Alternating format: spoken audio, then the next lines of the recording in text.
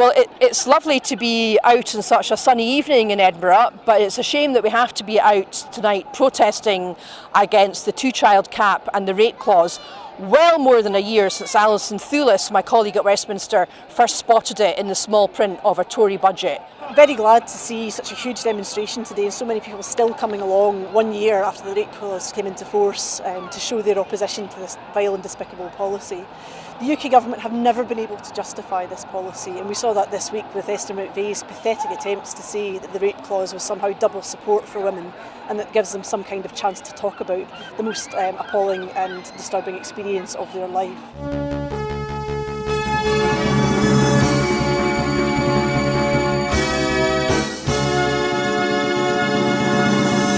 As you can see behind me, we're at the very beginning of the All Under One Banner rally.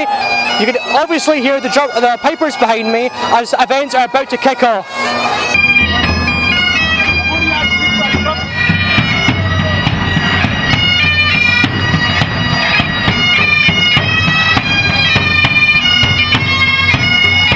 It's time to aim high, look resolutely outwards, and never, ever accept second best. Above all, it's time to believe that we can. We can build that better country we know is possible. And friends, we will. If you enjoy watching our programmes, please help us to be Scotland's independent broadcaster by signing up to become a Broadcasting Scotland supporter.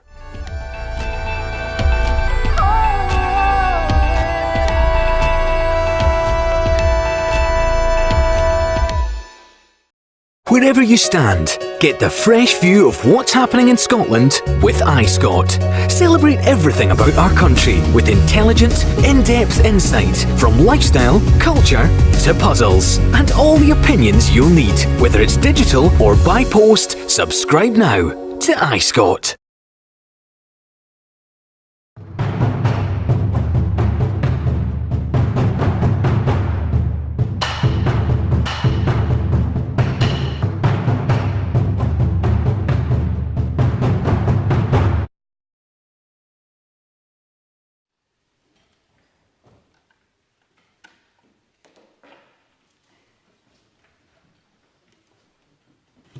Good afternoon. The first item of business this afternoon is time for reflection.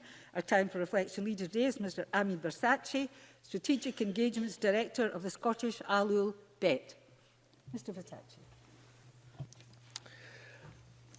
Presiding Officer, members of the Scottish Parliament,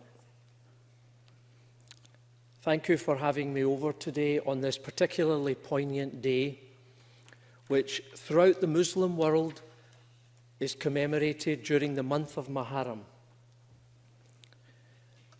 And it's reflecting on the year 680 AD, when an extraordinary individual passed from this world. He was just 54 years of age, but he spent his entire life serving humanity. His name was Hussein ibn Ali. Of course, he called people to faith, but he supported people of all faiths and those of no faith in equal measure. Inherent in his father, Ali ibn Abu Talib, was the same very, very fine qualities. They were men of true conviction, higher purpose, tolerant of others, and they had the courage to stand up against tyranny that prevailed at their time. Sadly, both men were martyred in their lifetimes. But these divinely inspired personalities made their mark, and their legacy will never be forgotten. Respect for humanity was fundamental to what they believed in. And it became the premise upon which Islam should be demonstrated. The Imams, as we reverently call them, taught us that working in harmony makes strong bonds, and this benefits and improves life for all.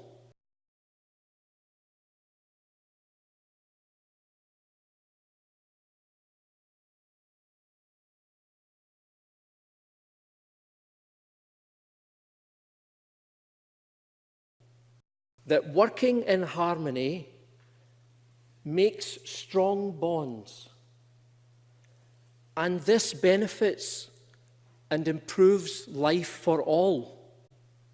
Of course, our views may differ, but it is in the common ground that a powerful force for good emanates. In a letter to the governor of Egypt, Imam Ali said, "Infuse your heart with mercy, kindness, and love, mankind. Indeed, we made you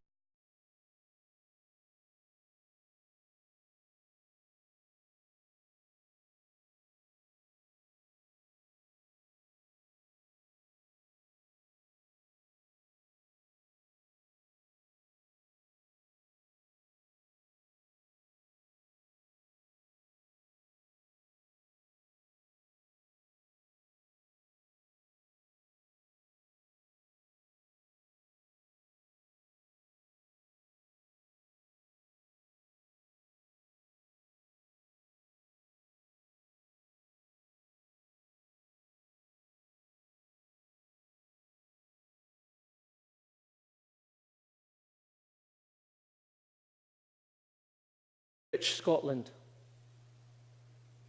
The Scottish L.L.Bet Society will never waver from its intended path in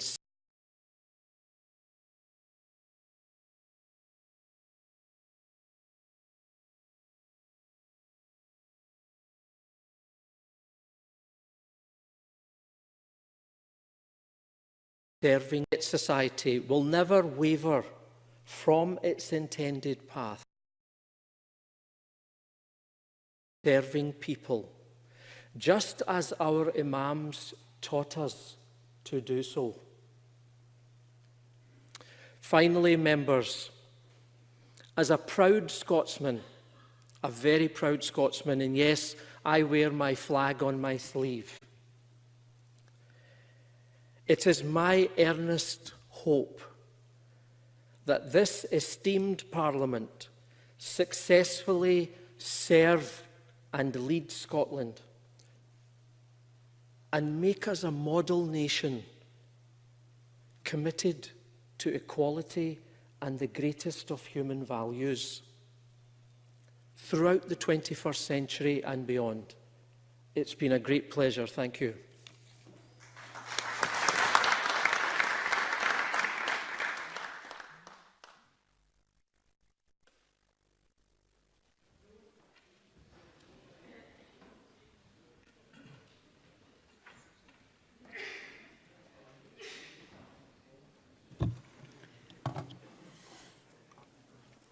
The next item of business is topical questions. In order to get in many people in as possible, I prefer short, succinct questions. I live in hope, and answers to match. Question 1, John Mason, please. Thank you, Presiding Officer. To ask the Scottish Government, in light of recent sectarian violence, what action it proposes to prevent disorder at future marches. Cabinet Secretary, Mr Youssef. Firstly, I want to commend Police Scotland for the robust operation that they delivered on Saturday in extremely difficult and challenging circumstances. I'm sure that I speak for everyone in this chamber in wishing the officer who was injured by a pyrotechnic a speedy recovery. The police have my full backing in identifying and prosecuting the irresponsible individual who threw the dangerous device. The events of the last 2 weekends have clearly demonstrated that sectarian violence is not a thing of the past.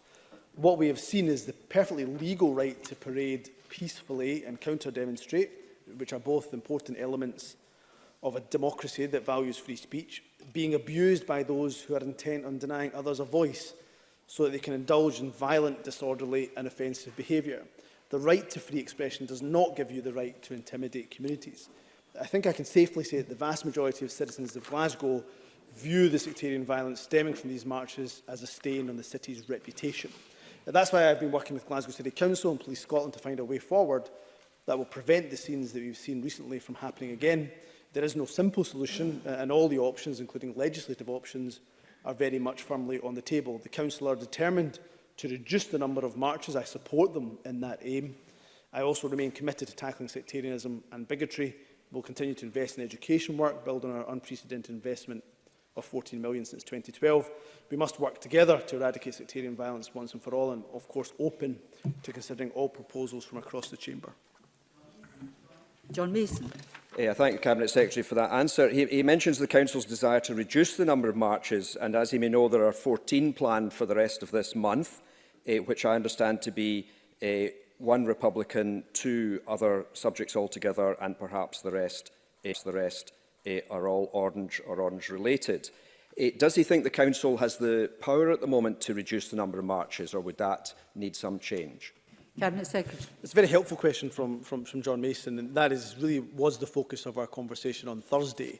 Where the Council feel that they have the legislative powers, they will use them, they will act upon them. Where they don't feel they have the legislative powers, I told them that certainly from the government's point of view, and I think this Parliament should be very open to that conversation. But it does frustrate me somewhat, well, quite a lot, frankly, that we're having to talk about legislation for disorder that is committed by grown men here in 2019 in a multicultural city like Glasgow when they're fighting battles of centuries gone by. I just think for the fact that we have to think about legislating to stop these individuals from committing that disorder is a pretty depressing state. But yes, to give John Mason the assurance where the Council feel that there's a need for further legislative options to be explored, I've given them an undertaking to do that. 3 members wanting supplementary short questions, please. It would be Adam Tompkins, followed by Anna Sarwar, followed by James Kelly. Mr Tompkins. Thank you, Presiding Officer. I agree with everything that the Cabinet Secretary has said in his response to the questions from John Mason. As I understand it, Presiding Officer, Glasgow City Council is reviewing the procedures by which it permits marches in our city, and I very much welcome this. What practical support is the Scottish Government offering Glasgow City Council in this regard? Before you answer, Cabinet Secretary, I realise, Mr Mason, you had another question. I'll let you have one at the very end. Cabinet Secretary. Thank you. Can I thank Adam Tompkins for the question and the tone in which he asks it. We have said to the Glasgow City Council that we'll help in any way that we can with the review. Adam Tompkins makes a really important point here. Legislation is one way that the government can assist. We can help assist in many other ways. We're currently looking at and exploring, for example, is there a role that the government can play in relation to mediation? Can we help to fund that? Can we do some development work in terms of the various sides of the parties coming together to have a conversation if we can get an agreed rationale for reducing the number of marches? So that is one way that the government can give some practical support. What I'd say to Mr Tompkins is if there is a request from the Council for anything further the government can do, I can give him an absolute assurance that the leader of Glasgow City Council is knocking at a very open door. Anna Sarwar, followed by James Kelly, followed by John Mason. Thank you, Presiding Officer. Does the Minister agree that the events in Glasgow left many feeling we're going backwards, becoming less tolerant and more divided, and that there's no place for hatred on our streets, no matter where it's coming from or who it's directed towards? We need to bring people together and ask people to reach out across divides. Will the Minister therefore encourage Glasgow City Council to reinstate the previously established stakeholders group? Cabinet Secretary. Again, can I thank Anna Sarwar for the question. Again, the nature in which she asked it. I think anybody in this chamber recognises the work that Anna Sarwar has personally done in terms of bridging that divide between communities where there can often be tension and, of course, in eradicating hate. So I would like to make sure I recognise that on the record. In relation to his substantive point around Glasgow City Council, I'm going to leave it to Glasgow City Council to come up with what they think the solutions are. I know many people have their own views on that, and I think we should consider the proposals that Anas has mentioned. Indeed, if any proposals come from across the chamber, certainly from a government point of view, we'll be open-minded to that. I think the City Council should be open-minded to listening to ideas from across this political spectrum, because he's absolutely right. I mean, it was my constituents that were affected a week past Friday in Govan. They told me that they felt that they weren't safe to go outside their house. That is not an acceptable position in 2019. So we all have a collective desire, a collective need and a collective interest to try to eradicate this kind of hatred from our streets. But frankly speaking, the citizens of Glasgow that I speak to have just had enough. They have had a tolerance for these type of marches for many a year and have just had enough. So when it comes to Glasgow City Council's desire to reduce the number of marches, I think that's a pretty decent place to start, and certainly they'll get support of the government in that endeavour. James Kelly, followed by John Mason. Thank you, Deputy Presiding Officer. In all this, there's a balance to be struck between promoting and protecting freedom of speech and ensuring that local communities don't have their day-to-day lives disrupted. Can I ask the Cabinet Secretary if consideration has been given to consolidating the number of marches, such as if one organisation has a number of applications over a calendar period, they are merged into one or a number of marches in order to reduce the number of marches taking place and therefore minimise disruption to local areas? Cabinet Secretary. Can I thank James Kelly for the suggestions? Again, in the vein that I've answered the other questions, I think we should look at all of these proposals. I can give James Kelly an absolute assurance that this was part of the discussion that we had with Glasgow City Council. Can they rationalise the number of marches and therefore reduce the number of marches taking place? The challenge for this is that each of the applications often come in from different organisations. So, you know, the Apprentice Boys of Derry will be a very different organisation to the main Orange Order March that takes place, for example, on the 12th or around about the 12th of July. So, although they may well be grouped under the umbrella of loyalist parades, they will be each individual organisation making individual applications. That's where Adam Tompkins' point and suggestion, which we'll take forward around perhaps engaging with these groups, perhaps mediating between these groups, might be one strand that we should explore, but certainly it's a suggestion that we should take forward. John Mason. Thank you very much again, Presiding Officer. I wonder if the Cabinet Secretary feels it would be helpful if we had a really united front within the Parliament and between spokespersons from all different parties in order to take this forward, because it is quite a sensitive issue.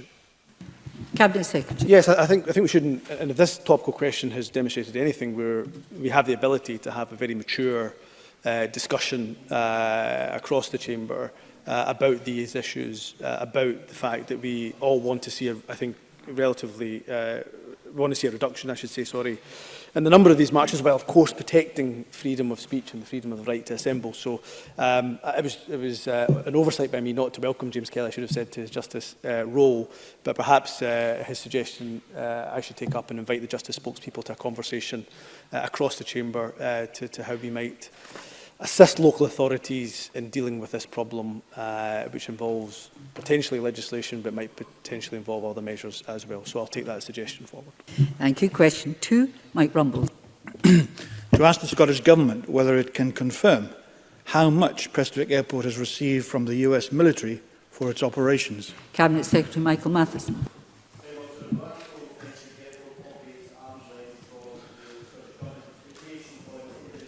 Cabinet Secretary, your card, microphone.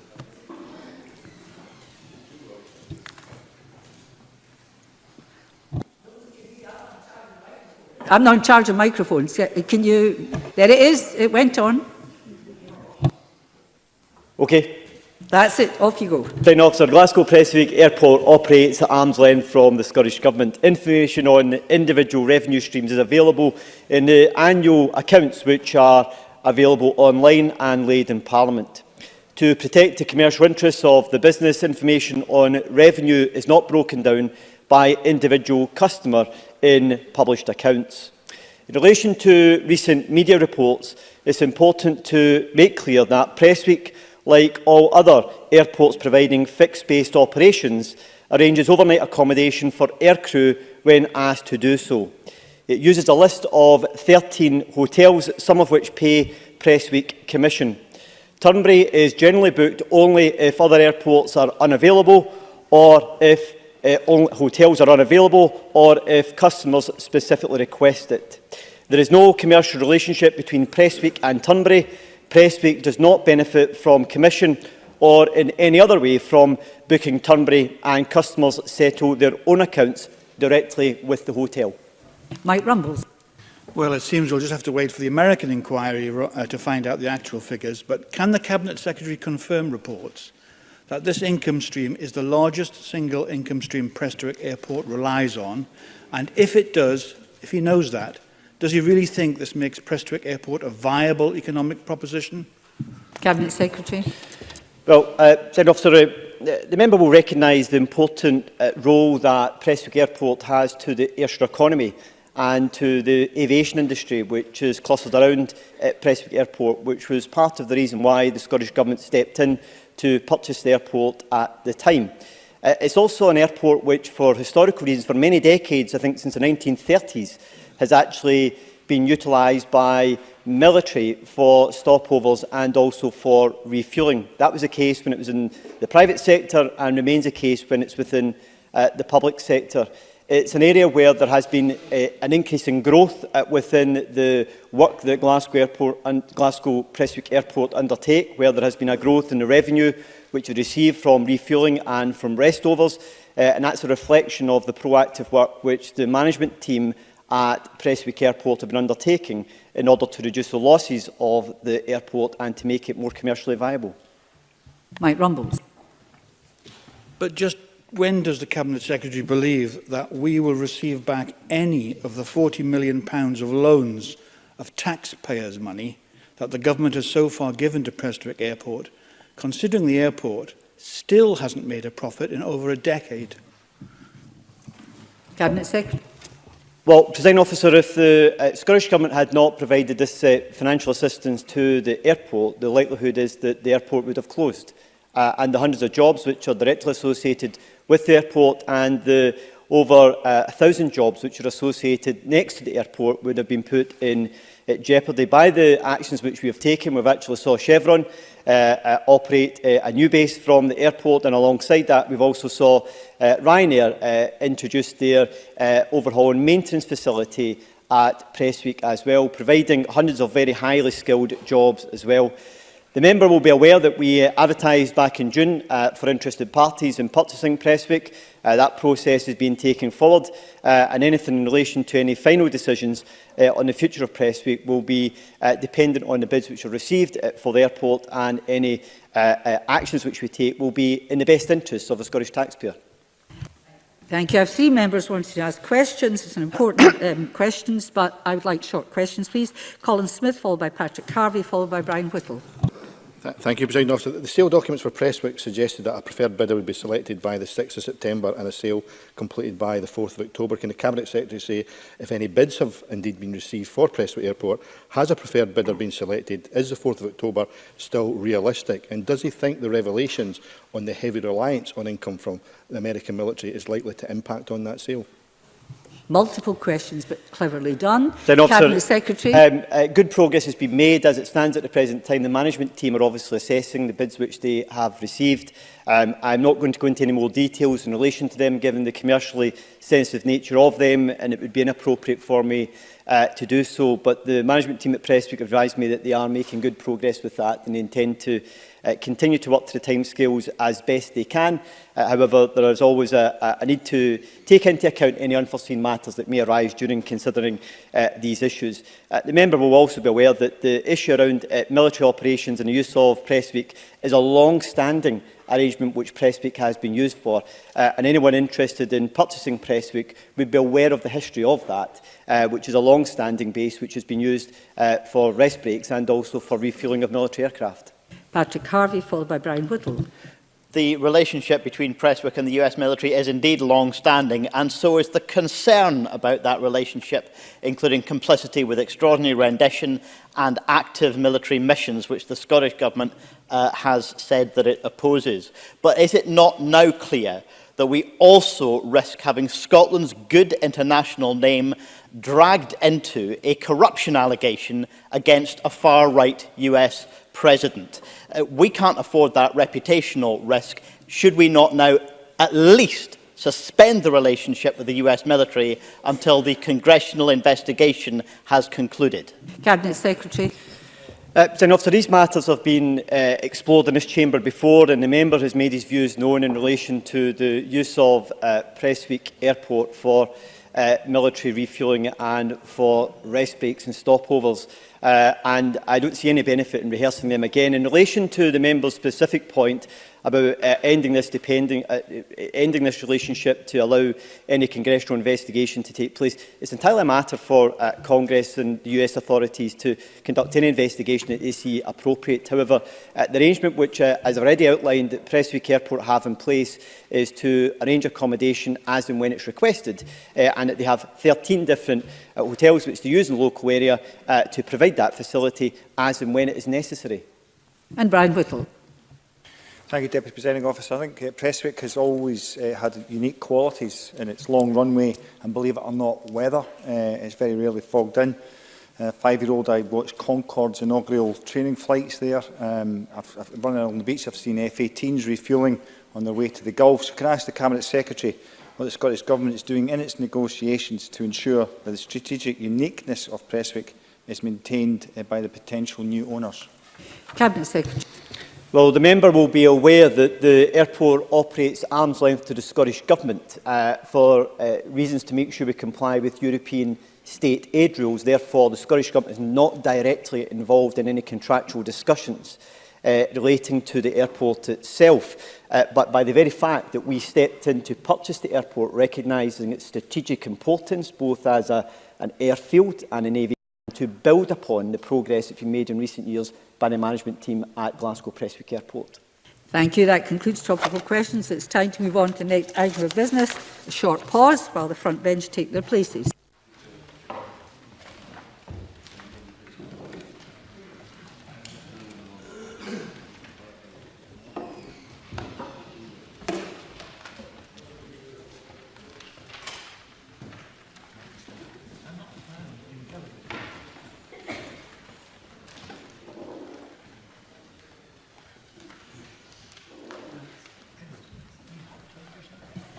Next item of business is a statement by Fergus Ewing on creating a sustainable future for Crofting. The Cabinet Secretary will take questions at the end of his statement, so there should be no interventions or interruptions. I call on Fergus Ewing. Cabinet Secretary, 10 minutes, please. Presiding Officer, Crofting has a special place in the cultural heritage of Scotland and lies at the heart of many of Scotland's rural communities. Without a Crofting sector, much of rural Scotland would not be the place that we have all come to know and to love. I'm pleased to say that Crofting continues to contribute towards the sustainability of remote and rural communities. I believe that this is in part as a result of the support and attention that the Scottish Government and its predecessors have provided now and in the past. And obviously credit goes primarily to the crofters themselves. In October last year, I gave a speech at the Scottish Crofting Federation's Celebrating the Spirit of Crofting event, where we celebrated the commitment, passion, determination and fortitude shown by a very special community of people of Scotland, and unique to Scotland, the Crofting community. When I last addressed the Chamber in Crofting over 2 years ago, I took heart from the fact that the Crofting Commission was moving on from some testing times that had been challenging for a number of Crofting communities.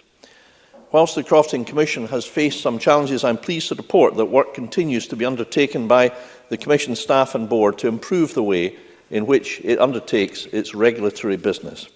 And we are already seeing the fruit of this work. Since 2018-19, the Commission's residency and land use team has resolved 130 breaches of duty. 28% of those resulted in the crofter taking up residency or assigning their croft. And since March this year, we have seen an increase in the number of common grazings committees in office. The Commission and its board have set improvement of turnaround times as their top priority in the coming year. They are prioritising frontline regulatory staff and are developing plans about how to achieve this. For example, comprehensive information has been provided on the Commission's website to inform crofters before they decide how to frame their application of the kinds of issues that are likely to cause delay. The Commission has simplified its handling of general inquiries, reducing the typical response time from 10 weeks to less than 2. The next phase of its plans include providing more information online, reviewing the processes for contested cases, enhancing in-house IT systems, and engaging with Scottish Government colleagues to identify further opportunities for streamlining processes.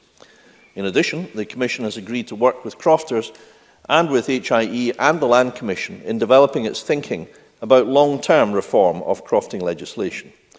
There have been a number of other positive developments in Crofting, and I'd like to take this opportunity to update the Chamber on some of the successes that there have been over the past 2 years. I also want to use this occasion to set out how the Scottish Government plans to continue to improve the prospects for crofters and crofting communities. I'd like also to take the opportunity to update members on progress towards crofting legislative reform. Members will be aware of the work that has been done to date to assist in developing proposals for legislative change. Presiding Officer, I'm committed to continuing preparations for a crofting bill that garners consensus and cross-party support. Members of this Chamber can be assured that my officials continue to work on reform of crofting legislation. These changes, as I have said before, must be of benefit to crofters and crofting communities. It is important that the bill is focused, and I have therefore asked officials to work with stakeholders to identify 5 to 10 priority changes that they would like to see in legislation. Members of this Chamber and stakeholders alike can be reassured of my commitment to crofting legislative reform, and I look forward to our continuing combined efforts to achieve this aim. Given the uncertainties around Brexit and the impact that may have on resources and parliamentary time, I'm not in a position to commit to the introduction of legislation in this parliamentary session, but the approach I have outlined will ensure that I will be in a position to do so if the opportunity arises. This government is also committed to supporting people to remain on and bring people back to the land, repeopling our remote and rural populations and sustaining our fragile Highlands and Islands communities. Crofting contributes towards the maintenance and enhancement of landscapes and habitats through low-impact, high-nature value agricultural activity in areas that would otherwise be neglected. So what has this government been doing to support crofting? In the last financial year alone, this government has approved and provided croft businesses with over £46 million. This is over a range of schemes such as the BPS and Greening, ELFAS, Agri-Environment Climate Scheme, Croft House Grant, Crofting Agricultural Grant Scheme, CAGS, and the Sheep and Beef Schemes. In addition to this 46 million, we have the Bull Stud Farm at Knocknagale in Inverness, which offers subsidised rates for crofters to hire health status bulls. We also provide crofters with subsidised veterinary support. Crofters can also access a bespoke subscription service provided by the Farm Advisory Service, which provides discounted fees for consultancy services. Over 2,000 crofters benefit from this subscription, accessing advice on animal husbandry, cropping, grassland production, and much more. There are also the forestry grant schemes, many of which are suitable for crofting businesses. And then there is LEADER, which has helped fund many croft-based projects. So as you can see, Presiding Officer, this government is committed to investing and supporting crofting and crofting activities. And key to this is enabling more people to live on and to work their land. Since 2007, we have approved £20 million in Croft House grants for croft housing, helping to build and improve over 960 homes for crofters and their families. Take, for example, George Reid and his partner Janice, an active crofting family in the village of Tainult, who now have a herd of 17 suckler cows at Brow Croft, a young family who, with the help of a Croft House grant, have managed to add a further 2 bedrooms and a utility room to their existing 1-bedroom house. By continuing to support those families that would not otherwise be able to live in the remote and rural parts of Scotland and work their crofts without grant funding, we help strengthen our crofting communities. Allied to this, crofters can also access the Scotland Self-Build Loan Fund, which offers loans of up to £175,000 to help with construction fees for self-build projects, a scheme that can be used in conjunction with the Croft House Grant, which offers grants of up to £38,000. But I recognise there is always more to do to ensure we create the conditions for our crofting and rural communities to grow and thrive. Attracting new entrants to crofting is critical to its future. With new entrants and youth comes new practices, innovation, and also an enthusiasm that energises the sector. We all know that crofting is far more than just a form of land tenure, and to class it as such would be missing how and why it has endured. For many, it is a way of life, and it needs that blend of experience and youth. In 2018, we saw over 200 new entrants into crofting, over 1/4 of whom were 40 or younger, and this year we have already seen over 90 new entrants. But more can be done. So my officials are currently working with stakeholders to develop a new entrants project that will provide the necessary guidance and support to create opportunities for new entrants. One of the issues to be tackled will be succession planning. This new project will form but one element of the National Development Plan for crofting, which will be published in the coming 12 months. Crofting does need to be underpinned with the right framework to address future needs. The plan will set the long-term strategic direction for crofting, highlighting the core elements necessary to ensure that crofting remains at the heart of our rural and remote communities. The plan, which will be discussed further at the October Crofting Stakeholder Forum, will contain the following outcomes and methods: a blend of what we want crofting to achieve and what is needed for crofting to reach its full potential.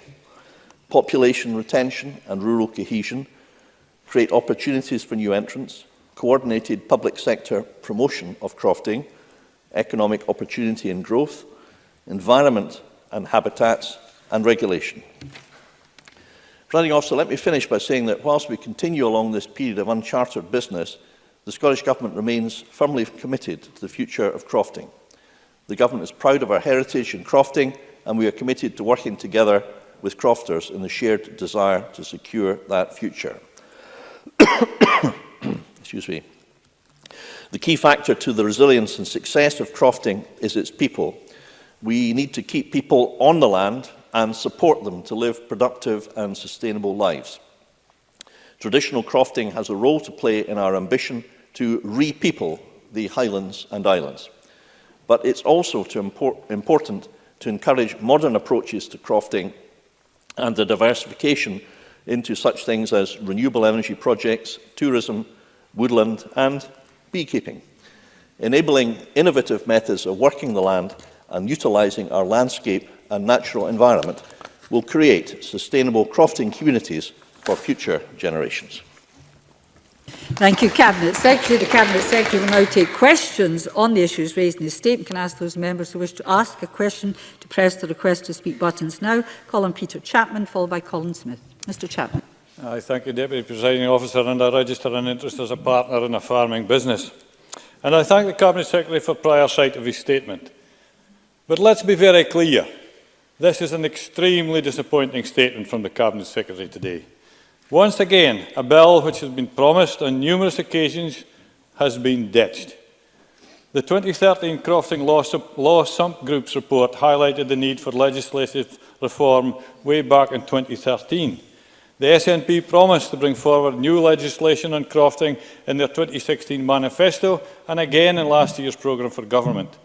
And in 2017, the REC Committee undertook a comprehensive examination of all laws surrounding crofting and recommended that there is a need to move away from the piecemeal process of legislative development and bring forward a comprehensive bill. The committee recommended that the passage of the bill be completed comfortably before the end of the current parliamentary session. It is clear this cannot now happen. This SNP government is clearly not complying with the recommendations of the committee or the needs of the crofting communities. Can the Cabinet Secretary explain this complete dereliction of duty? Cabinet Secretary. I reject the approach Mr Chapman takes. I'm disappointed by it because, as Mr Chapman knows, that we undertook a consultation about what sort of crofting reform would receive support, and there was no clear majority for the comprehensive approach he described. And therefore, we elected to proceed to move forward with legislative reform, which would improve everyday and practical matters. And we've worked with stakeholders, and I think across the party, with that in view. Presiding Officer, the situation is stark and it's clear. The Brexit policy pursued by the Conservative government in the UK, has demanded that we spend our parliamentary time on the agenda of the London Parliament against the wishes of Scotland. There are two pieces of primary legislation, the Rural Support Bill and the Continuity Bill.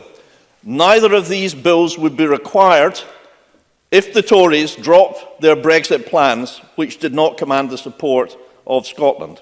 In addition, there are 71 EU exit SIs that have been or are expected to be notified to the Red Committee by the end of this year. 25 EU exit SSIs have been completed or expected to be made. At March this year, 500 full-time equivalent staff were involved with Brexit-related activity across the Scottish Government. Presiding Officer, if the Tory government in London abandon their Brexit obsession, then of course there will be time for us to proceed with Scotland's agenda, including Crofting reform. Colin Smith. Thank you, Presiding Officer, and can I thank the Cabinet Secretary for advanced sight of his statement. Presiding Officer, 2 years ago, the programme for government stated, and I quote, "We will consult on and develop proposals to reform Crofting law." A year ago, the programme for government also stated, and again I quote, "We will take forward work on a Crofting bill and publish a national development plan for Crofting." And just 6 months ago, at the Rural Economy Committee, the Cabinet Secretary said, and again I quote, "I am committed to seeking to introduce a Crofting bill in sufficient time for it to be passed before the end of the session." That commitment remains. Does the Cabinet Secretary not accept that the failure to deliver on that commitment in the timescale that he pledged will be viewed as a broken promise by the Crofting community? Now, in his statement, that the Cabinet Secretary states that he has asked officials to work with stakeholders to identify 5 to 10 priority changes they would like to see. But the Sump report identified 57 issues with Crofting law that need addressed. 17 of these were identified as high priority and 9 were classed as urgent. Can the Cabinet Secretary confirm then, at the very least, the 9 urgent issues will be dealt with in any Crofting bill he brings forward, and when will the Government address the many other issues that were identified in that report? Cabinet Secretary. Well, I would point out that the pledge that we made to consult on proposals for Crofting legislative form was a pledge that was implemented. We carried out that pledge. We obtained the outcome of that consultation, and that consultation indicated a lack of a clear majority for the comprehensive reform that some advocated. Given that that's the case, and given that we are a profoundly democratic party and government, we felt that in the absence of a clear majority for that approach, we should not foist that approach on the Crofting communities, and rather we sought and are still proceeding with an alternative approach, which is to identify practical and everyday measures which can improve Crofting law. And indeed, we have made some progress towards that on a number of fronts, working with key stakeholders. Presiding Officer, it is my desire and wish that we proceed with a Crofting bill in this session of Parliament. I profoundly wish to deal with that, and I'm proceeding on the basis that, provided we can secure the parliamentary time to do so, then we will certainly endeavour to bring forward a Crofting bill. But the hidden casualties of Brexit, particularly a no-deal Brexit, which commands so much of our time, are people like Crofters, because we have had no choice but to hope for the best, but prepare for the worst. Indeed, the Conservatives and others are the very first to demand that we spend our time doing that. Having granted the request, doing precisely that, they're now complaining and moaning and whining again because they can't accept the consequences of their own desperate no-deal Brexit plans, which is seeing the resignation increasingly of more and more of their members in Westminster, although none of them in Scotland seem to have the gumption to resign from anything. Thank you. I have 11 members wishing to ask questions. I want short questions, keywords, questions and short, and succinct answers, please. Gail Ross, followed by Donald Cameron. Thank you, Presiding Officer. I agree that the Crofting Commission is working better than it was, but there remain some challenging issues to address, not least the weak diversity in the make-up of commissioners. So we need a commission board which is more representative of crofters themselves. What's the Scottish Government doing to address this ahead of the next elections to the board? Cabinet Secretary. Yes, well, Gail Ross does make a valid point, and it's a point that we have raised with and working with the Crofting Commission. Of course, the direct election of the commissioners is a matter for people to decide whom to vote for, but we are certainly working hard with the Commission so that we encourage that more females and more young people are involved in their work. Donald Cameron, followed by Angus MacDonald. Thank you. Can I refer to Crofting in my register of interest? Can I ask the Cabinet Secretary about a serious day-to-day issue facing crofters, namely the damage done by geese? Speaking to crofters on the US last week, they told me the population of wild geese continues to swell on the islands with severe consequences for their livelihoods. In the light of their desperation, what action is the government taking to reduce the geese population? Thank you, Mr Cameron. Cabinet Secretary. Well, I fully accept that this is a very serious matter. It's a long-standing matter. I myself have visited Isla with Mr Russell, constituency MSP, a couple of years ago, and this was one of the topics that was raised with me, as it has been raised subsequently. I know it's of serious concern to a number of farmers and crofters. I know also that Scottish Natural Heritage have had, I believe, de facto responsibility for coming up with a scheme in respect of the management of geese. I know that many crofters and farmers feel that the support that exists is not sufficient and they would argue for more. Of course, I'm not handling this particular matter myself, as Mr Cameron is available, but I'm very happy to hear further more detailed representations, should he wish to make them to me and to my colleague Rosanna Cunningham, who I believe has the portfolio responsibility for this matter. Angus MacDonald, followed by Rhoda Grant. I refer the Chamber to my register of interests. I own a non-domestic property in the Western Isles. So, hailing from the Isle of Lewis, I've seen it first-hand over the decades, the gradual decline in livestock numbers on the hills and on the common grazings in the Outer Hebrides. Now, in a statement, the Cabinet Secretary mentioned the impact of Brexit on legislation. So, can you advise the Chamber how else is the prospect of Brexit likely to be felt by crofters? And with a view to seeing more livestock on the hill, is there any more clarity and certainty around future funding, for example? I think we're losing the definition short in the middle of all this. We'll come back to it. Cabinet Secretary. Well, I think farmers and crofters are really amongst those who are likely most to be impacted should the disaster of a no-deal Brexit proceed. In a number of respects, the loss of market for lamb, the uncertainty about future funding, in fact, all assurances from the UK about future funding would come to an end upon a general election, as opposed to the 7 yearly programmes with which we're used in the EU. I have, of course, made arrangements for a loan scheme to be administered. It is being administered. 95% of farmers and crofters will be entitled in most cases to receive 95% of their money, and we have so arranged the scheme that the payment should be in their hands, presiding officer, if they return the form quickly in the first week in October or thereabouts, prior to a no-deal Brexit taking place. I think that's a very practical step and one I think will be appreciated. It's what we can do with our devolved powers, but there are some things we can't really mitigate for. The loss of trade, tariffs, people, the availability of people in rural Scotland. These are all very, very serious concerns to Mr MacDonald's constituents. Rhoda Grant, followed by John Finney. This statement's a blow for Crofting. Legislation is required to put right the Scottish Government's mistakes in previous legislation, and these mistakes have been identified by the SUMP. They make it difficult to sell houses and settle estates, problems that cause distress and delay to crofters and do nothing to help with repopulation. Can I ask the Cabinet Secretary, when will he correct these errors? Cabinet Secretary. Well, the law reforms required are a matter of reforming the law, which has developed over a long period, and I agree that that work needs to be done, which is why I'm committed to bringing forward legislation if I possibly can, and if there's the time to do so. I cannot magic up the time that is consumed by Brexit. I would have thought that Ms Grant would appreciate and accept that, but I would with respect point out to her and all the other members that I'm proud of the fact that we are supporting crofters, as I said in my statement, to the tune of £46 million a year, with CAG's grants, with 960 homes getting grants for new housing, with the Bull Hire scheme, with advice of all sorts. with support under the various CAP schemes. That's the real day-to-day, bread and butter, practical work. That's being done every day by this government and our hard-working officials all throughout Scotland. And I would have thought most members would see that as a good thing. John Finney, followed by Mike Rumbles. Thank you, President Officer. Thank the Cabinet Secretary for early sight. I agree with him on the repeopling and the population retention. A practical and everyday measure for that would be the more support for the Croft House grant scheme.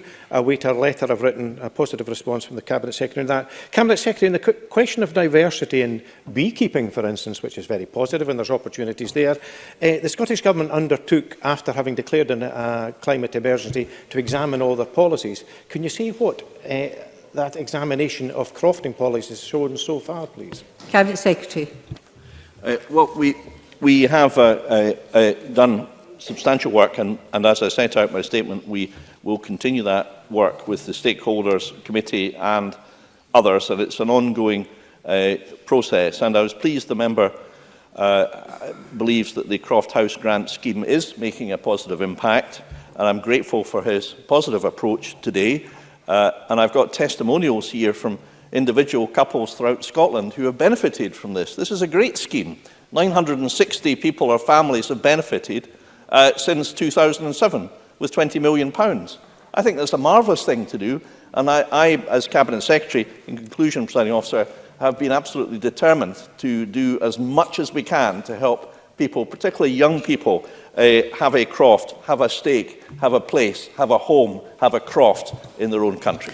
Mike Rumbles, followed by Alistair Allen.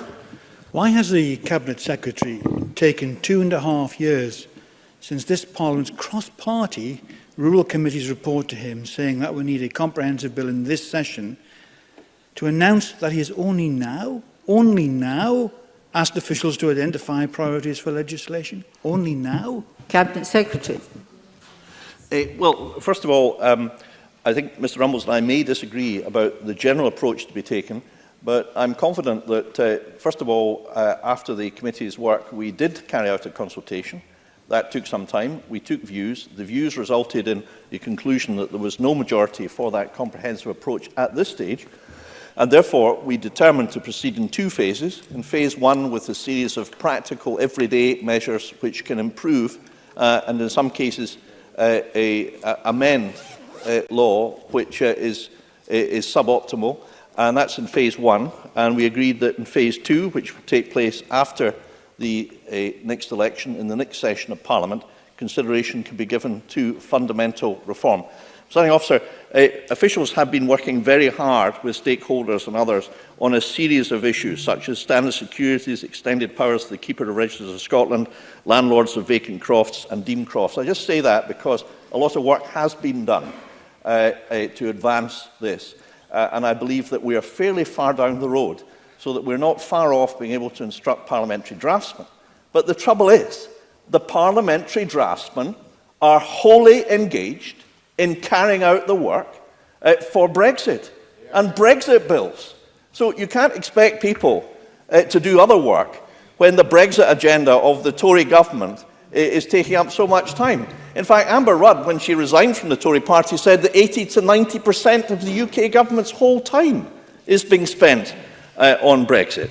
So I do hope Mr Rumbles will agree that we are in a situation which is extremely difficult for us to achieve what the people of Scotland and crofters wish, and it's certainly not of our making. Alistair Allen, followed by Edward Mountain. I am disappointed to hear about the problems timetabling a bill, though it is pretty clear the impact that Brexit is going to have on planning any legislation. It's good to hear that the Cabinet Secretary remains open to individual fixes to anomalies in crofting legislation, of which there remain no shortage. Can he say more about what those specific fixes might be? Cabinet Secretary. Well, yes, some of the areas that would be covered would be to allow the keeper the means to correct the crofting register where an error is clear and straightforward without having to go through the current rectification process, to provide the Commission with the power to grant owner-occupier status to landlords of vacant crofts. Common grazing shares and apportionments are deemed to be crofts to ensure crofting legislation continues to apply to the rights. There's a whole series of other issues which we and the stakeholders, I think, by and large felt should be dealt with in phase 2.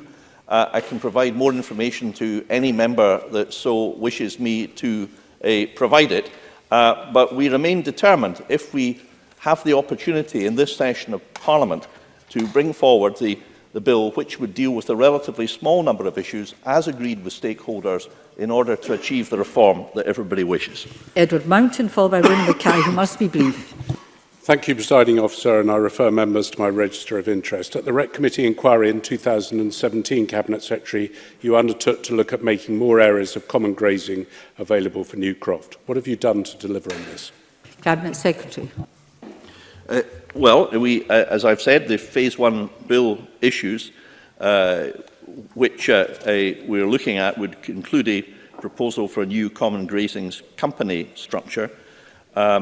Any change to a new structure or to become companies limited by guarantee would, however, have to be addressed through UK legislation. So that makes it difficult for this Parliament because it's ultra vires. Well, actually, Mr Mountain, yes, it would. So that is one particular area, complex area, where, well, Mr Mountain is carrying on a sort of muttering fusillade, as is usual, a presiding officer. But I can assure him that these issues have received consideration, as is correct. That particular issue involves partly reserved areas, which is hard to which this Parliament can't deal with. But the main problem, as I've described, that we cannot proceed with crofting legislation unless we can identify sufficient time in our parliamentary timetable, and the work that we require to do, and Mr Mountain wants us to do in relation to Brexit, is making that very difficult or impossible. Rona Mackay, briefly. Presiding Officer, it's been suggested that the budget for Croft House grants might be better utilised by being integrated into local housing strategies. Is that an approach for the future you would support? Cabinet Secretary. I'm sorry, I didn't hear that. Could the member rephrase? Well, that's for me to ask the member, but I will ask the member. Would you repeat it, please? It's been suggested that the budget for Croft House grants might be better utilised by being integrated into local housing strategies. Is that an approach for the future you'd support? Cabinet Secretary. Well, it is an approach, but I do think that the current approach has served crofters well. We have a number of testimonials from individuals. I've visited individuals who have received grants and who've been able to set up home in the Western Isles or in the Highlands, and that's a good thing. So I think it's a fairly simple, swift and effective system, presiding officer, but of course we're always ready to look at other approaches to see if they offer potential for improvement. Thank you. That concludes the question. I apologise to Claudia Beamish and Richard Lyle, whom I failed to call. We have to move on to the next item of business. There will be a short pause while the front bench takes their places.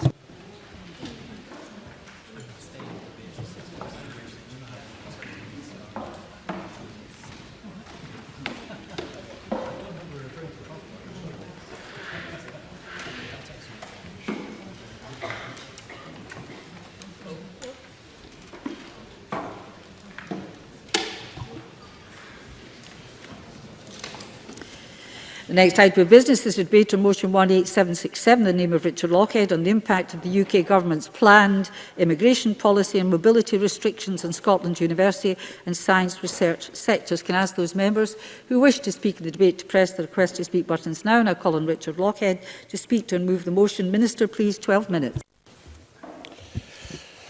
Presiding Officer, a no-deal exit from the EU is the worst option for science. These are not my words, but those of the President of the UK Royal Society, Nobel laureate Venka Ramakrishnan. He was speaking in reaction to the UK Government's recently announced plans to fast-track visas for top researchers after Brexit. This latest proposal, like so many others put forward by the UK Government in recent weeks, has been the subject to scepticism from key voices across the further higher education and science sectors, and for good reason. Any proposal that seeks to encourage the recruitment and retention of scientists and researchers is, of course, to be welcomed. However, the positive impact such proposals might have will be minuscule compared to the overall damage stemming from the UK Government's fanatical pursuit of a Brexit at any costs. Damage that will be compounded by what is currently engulfing the UK government, and that is, of course, chaos. Oliver Mundell. The Minister for giving way, but it's a bit rich to come here to this chamber and say that it's my party that are pushing for a no-deal Brexit when not a single SNP MP voted for the deal on the 3 occasions it came before the Westminster Parliament. Minister.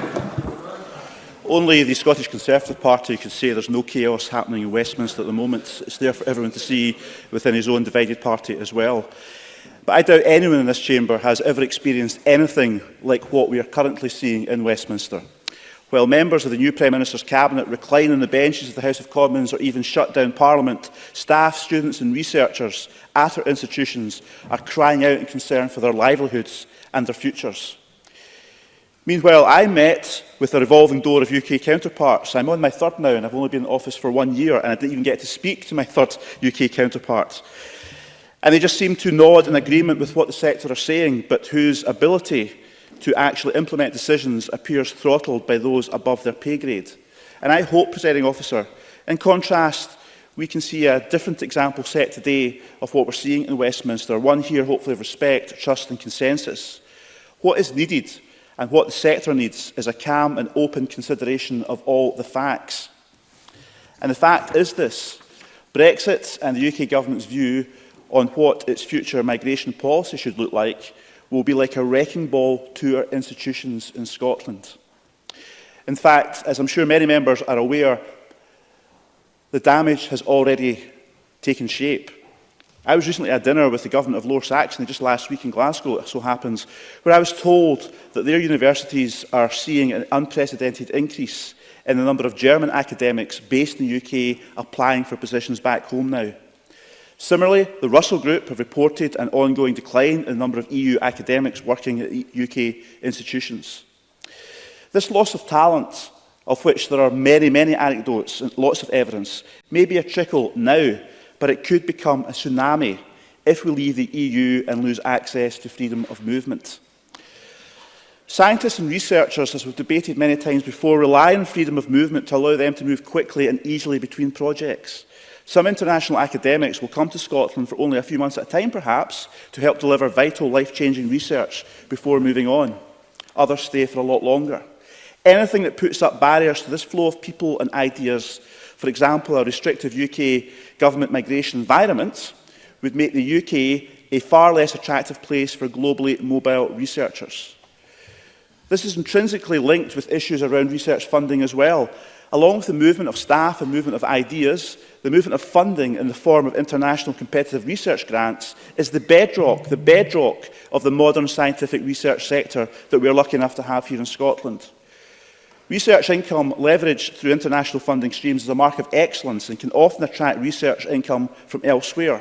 The third sector, for example, invests significant amounts of money in Scottish research, and now one of the world's largest research funding charities has raised concerns around the impact of Brexit on its future potential investment. The Wellcome Trust, which of course is based in the UK... Ms Martin. Would the Minister like to tell us what impact he thinks this will have on the ordinary undergraduate student in our Scottish universities as well, not having access to this experience from across the EU? Minister. Well, potentially it could be devastating, both firstly for our universities and institutions, given that students from the EU and indeed internationally may find the UK, and in our case Scotland, much less attractive a destination to come and study and visit and indeed potentially work in because of the message they're receiving from the UK government. And likewise for investment and research funds, if we're locked out, as I'm about to talk about shortly, of the European research funds, which are very substantial, that will have a detrimental impact on the viability of courses in some cases and indeed the sustainability of our university and research sectors. But in terms of the Wellcome Trust, which is based in the UK, it has a £25.9 billion global investment portfolio. I'll just repeat that, £25.9 billion, the fourth highest in the world. And its director, Jeremy Farrar, has stated, "We have invested in the UK for more than 80 years. It has provided an environment in which science and innovation can thrive. But if the conditions and the culture here are damaged, that will affect our support. It is not unconditional." And what he's referring to is the hostile environment being created by the UK Government and the future difficulties institutions in the UK will face in attracting that talent we've just discussed, in collaborating and in winning research funding, as I said as well. This includes funding, for example, from Horizon 2020, the EU's flagship research fund, from which Scotland has competitively won almost €650 million to date. €650 million. Access to this fund is of critical importance to researchers, just as is the ability to easily travel from project to project. Without access to both, easy access with no obstacles to both, researchers are likely to look elsewhere. And it's a similar situation with students.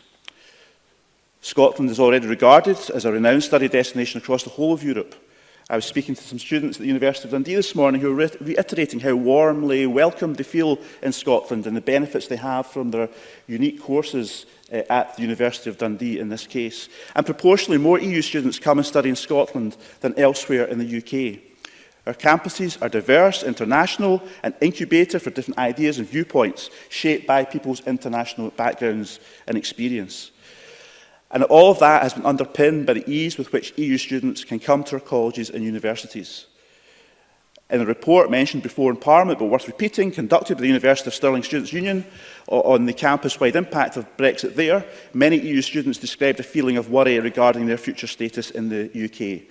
Speaking to students the length and breadth of Scotland, these are concerns I've had echoed time and time again during my visits. The possibility of restrictive or expensive visa conditions for future study were cited by some as a reason for looking elsewhere in the EU when considering postgraduate study. And hostile conditions, of course, that international students from outside the EU already face, to the detriment of our institutions, are other factors as well. Being made to apply for something like the current Tier 4 student visa, which can cost over £1,000 when studying in another EU country would typically cost nothing, is clearly going to be an enormous disincentive for EU students. Enormous. Yet this is the kind of situation these students may find themselves in if we are to lose access to freedom of movement as the UK government, the Conservative government, plans and takes pride in announcing.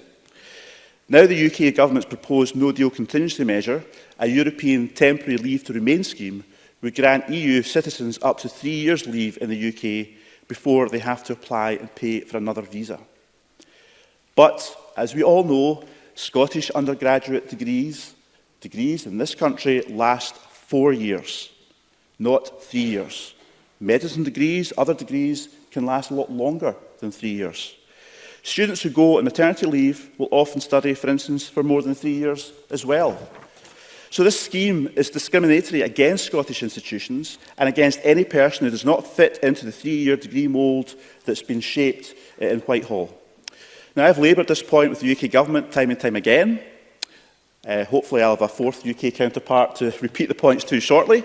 And yet, the policy doesn't change. It's bizarre, Presiding Officer, for the UK Government to profess that having the needs of our institutions is in their minds when they repeatedly present plans that are in direct contradiction to the sector's best interests. We see this outside of Brexit too. Over 8,000 graduates took part in the Fresh Talent Working in Scotland scheme between 2005 and 2008, which I remember as here celebrating all those years ago. And this scheme allowed for international graduates of Scottish universities to stay in the UK, to live and work for up to 2 years after the end of their studies, and was seen as a success by both the Scottish Government and the sector, and I believe all parties in this chamber. And then the UK Government got rid of that, subsuming it into another policy and then eventually abolishing it altogether in 2012. The Scottish Government and the sector have been adamant since then that its return is essential to help keep up with our international competitors. And that's a view that was indeed shared by the Smith Commission. And what's more, it's a view shared by members again across this chamber. The Post-Study Work Steering Group, established in 2014 and composed of representatives from all the parties in the Parliament, concluded that there was clear support across businesses and the whole of the sector for the reintroduction of a post-study work route. Then in 2016, the Home Office released details of a low-risk Tier 4 pilot.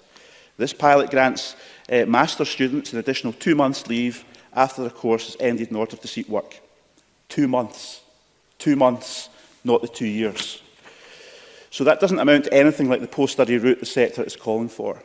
And more recently, we have seen the UK Immigration White Paper proposals to extend post-study leave for bachelor's and master's graduates to 6 months and up to a year for those awarded PhDs.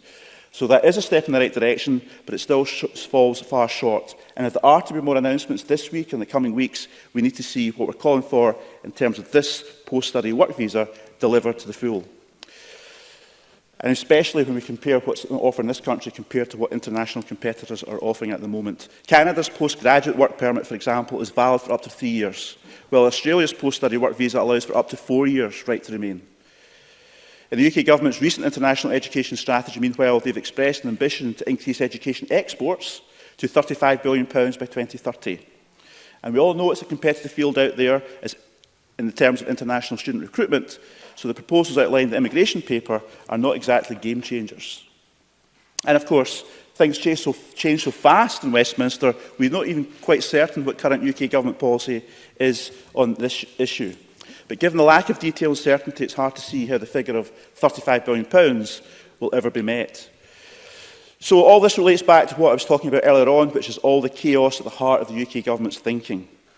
They don't seem to know what it is they want or how to get there. They want to make it harder for talented staff and students to come to this country, but at the same time they want to increase their share of international recruitment, they say. They want to end their access to freedom of movement, but at the same time express a desire to make the UK an inviting place to come and work and study. Well, in contrast, the Scottish Government has a clearly articulated policy based on evidence and supported by stakeholders. We need a competitive post-study work offer like we had in the Fresh Talent Scheme. We need a tailored migration policy that's flexible and tailored to Scotland's distinctive needs. A policy that's frictionless, that's no cost barriers, that does not represent any burdens to our institutions, staff or students. The sector supports that, businesses supports that, staff and students who want to come and contribute to Scotland support that, as I was hearing today in Dundee. So we need to be able to get on and deliver that. Against the backdrop of a no-deal Brexit, our colleges, university and scientific research sectors face unprecedented challenges. They are one of Scotland's greatest strengths and are a key component of our resilience and in meeting future social and economic challenges. If they suffer, Scotland suffers. And that's why it's so important that any migration policy supports our institutions and allows them to thrive.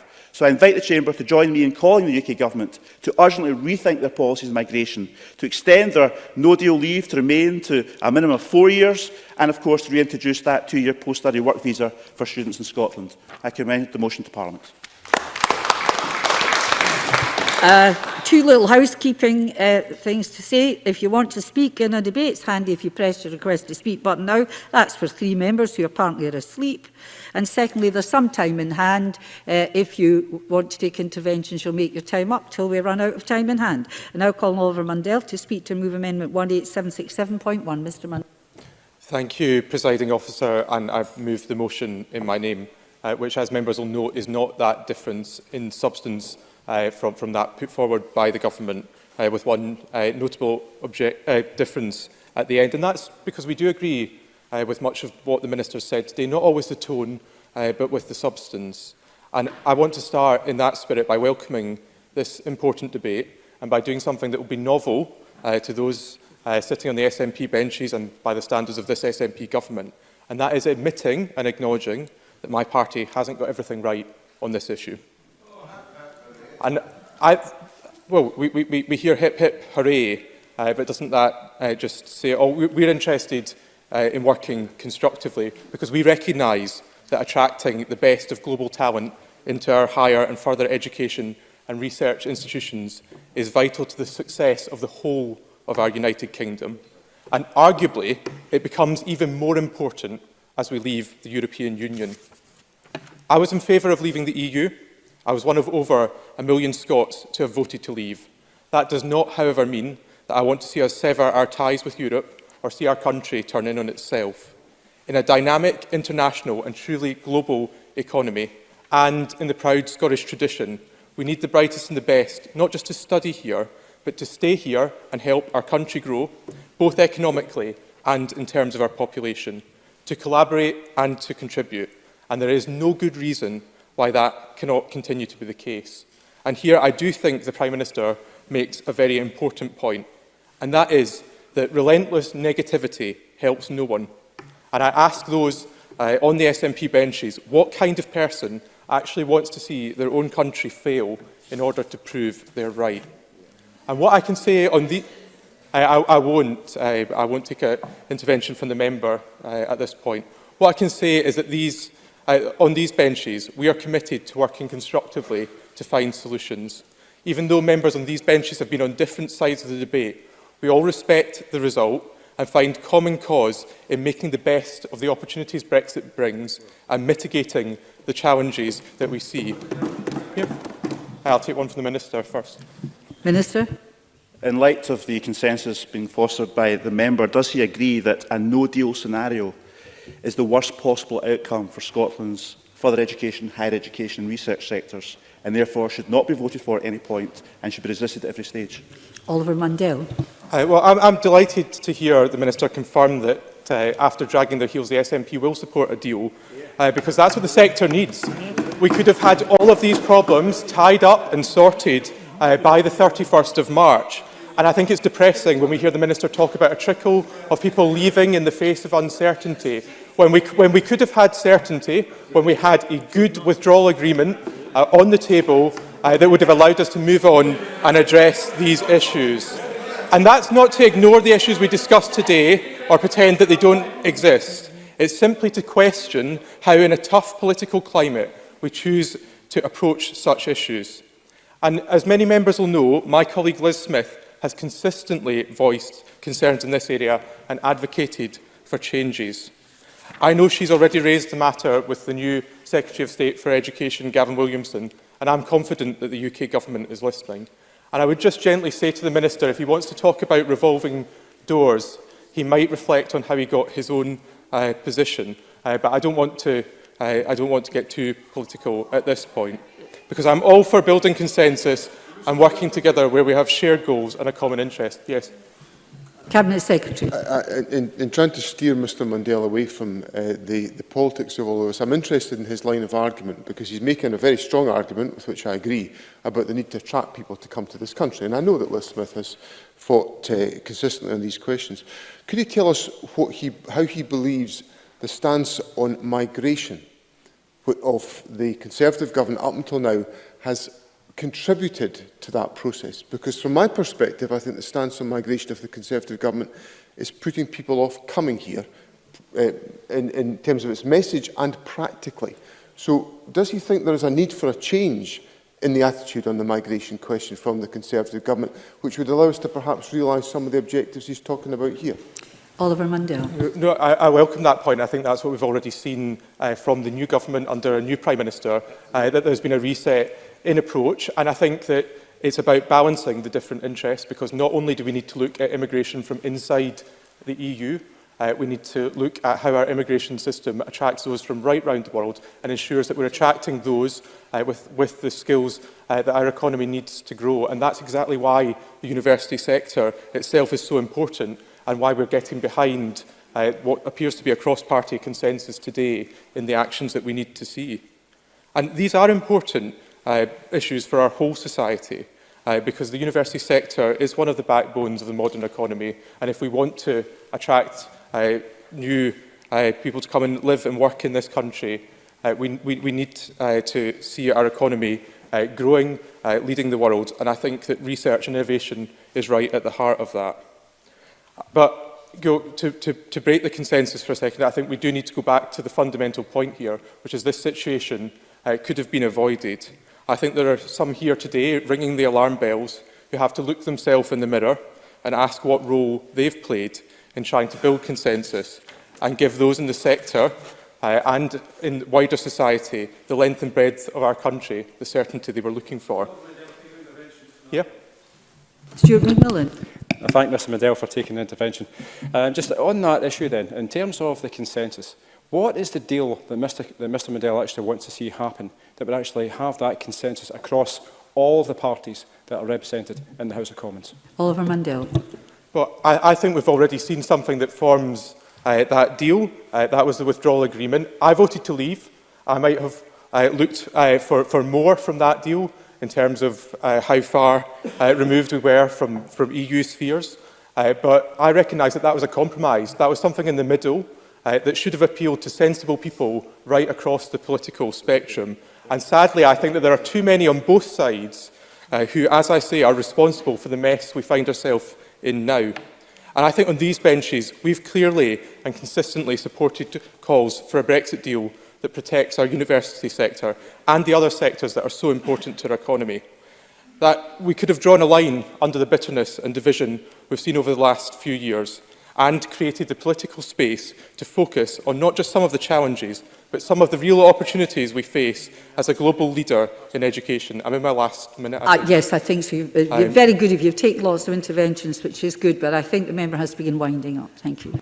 And I think that is it in conclusion, Presiding Officer, that the SNP, despite all their protests, have had the opportunity to deliver a Brexit deal and protect our universities, our businesses, farmers, people the length and breadth of Scotland on 3 occasions. Each time they've rejected the deal, every time the Scottish Conservatives in this Parliament have advocated for it. And indeed, every single Scottish Conservative MP voted for it in March. So whilst we agree that we need to address the challenges that have been outlined in the motion, we didn't need to get to this point, and people should have a think about that. Thank you. Thank you, Mr Mundell. I now call Ian Gray. Mr Gray, 6 minutes, please. Thank you, Presiding Officer. I welcome the opportunity to speak in this debate today on what is, of course, a key issue for our universities, our research community and our economy. What is unwelcome, though, indeed ridiculous, is that it is an issue in the first place. Back on the 7th of November last year, we debated the safeguarding of Scotland's research collaborations in the light of Brexit, and it's regrettable that the concerns raised then have been largely ignored. On that occasion, I quoted Einstein, who said, "Only 2 things are infinite, the universe and human stupidity, and I'm not sure about the former." And I fear that the intervening months have really only seen the evidence of the stupidity of Brexit in general, and its management by the Tory government in particular stack up yet further. We've been told that freedom of movement would end on the 31st of October, then we were told that it wouldn't. Parliament is suspended, the Prime Minister is in apparent defiance of the law, and the uncertainty we talked about in November now exponentially increases. A recent report from researchers at Robert Gordon University highlighted starkly that the uncertainty surrounding immigration status after Brexit is already having a detrimental impact on the mental health and well-being of EU citizens. A shameful situation created by the incompetence of the Tory party, and one which will contribute to the problem which Mr Swinney was describing a moment ago of the unattractiveness of this country as a place, particularly for EU citizens to choose for their life and work. There can be no doubt that our higher education sector and our scientific research community is world-leading. Despite facing cuts of around 11% from the Scottish Government and these high levels of uncertainty due to Brexit, they continue to produce world-class, groundbreaking research in all areas, from humanities to AI, and medicine to engineering. Researchers in Scotland's institutions lead the way, and we must do all we can to allow them to continue to do so. But there can be no doubt that this is massively underpinned by the contribution of staff and students from the EU and beyond. The briefing provided for this debate by University Scotland tells us that over 10,000 of our university staff are non-UK nationals, and 47%, almost half, of university staff who work on research alone are from overseas. Over 54,000 of our students are international, most of them from beyond the European Union, and therefore critical to the income of our institutions, to say nothing of the international reputation of our higher education sector, of which we are so proud. We should indeed be striving in the United Kingdom to create a welcoming and open environment to the next generation of researchers and students. Instead, there is little doubt that the arbitrary and punitive salary thresholds, bureaucracy and cost associated with proposed immigration changes will harm the workforce and the ability of our research community to attract the skills it needs in what is, after all, a transient and mobile global sector. Meanwhile, the no-deal threat of a transitional scheme, which, as the Cabinet Secretary pointed out, fails to notice that Scottish degrees are 4 years long, would leave students unsure that they will be able to complete their studies, and is perhaps the worst example of that stupidity which frankly seems to be this Tory government's specialist subject. The truth is that if we look at existing immigration policy, our higher education institutions often find it already not fit for purpose. Let me mention a very specific problem with that. Scotland has a rich and diverse PhD community who deserve the chance to work in our institutions and take full advantage of the opportunities available to them. Currently, though, social science PhDs in Scotland on a Tier 4 visa cannot take up internship opportunities provided by the Scottish Graduate School for Social Science due to working hours restrictions and the Scottish Government policy on hosting them. And I know there has been some discussion between the governments on changing this, but I'd be grateful if the Minister could perhaps use a moment of his time to address the issue later on, so that all of our postgraduate researchers can get involved in contributing their expertise to organisations across the country. But if the current approach to immigration is not fit for purpose, what confidence can we have then in any new immigration bill coming forward?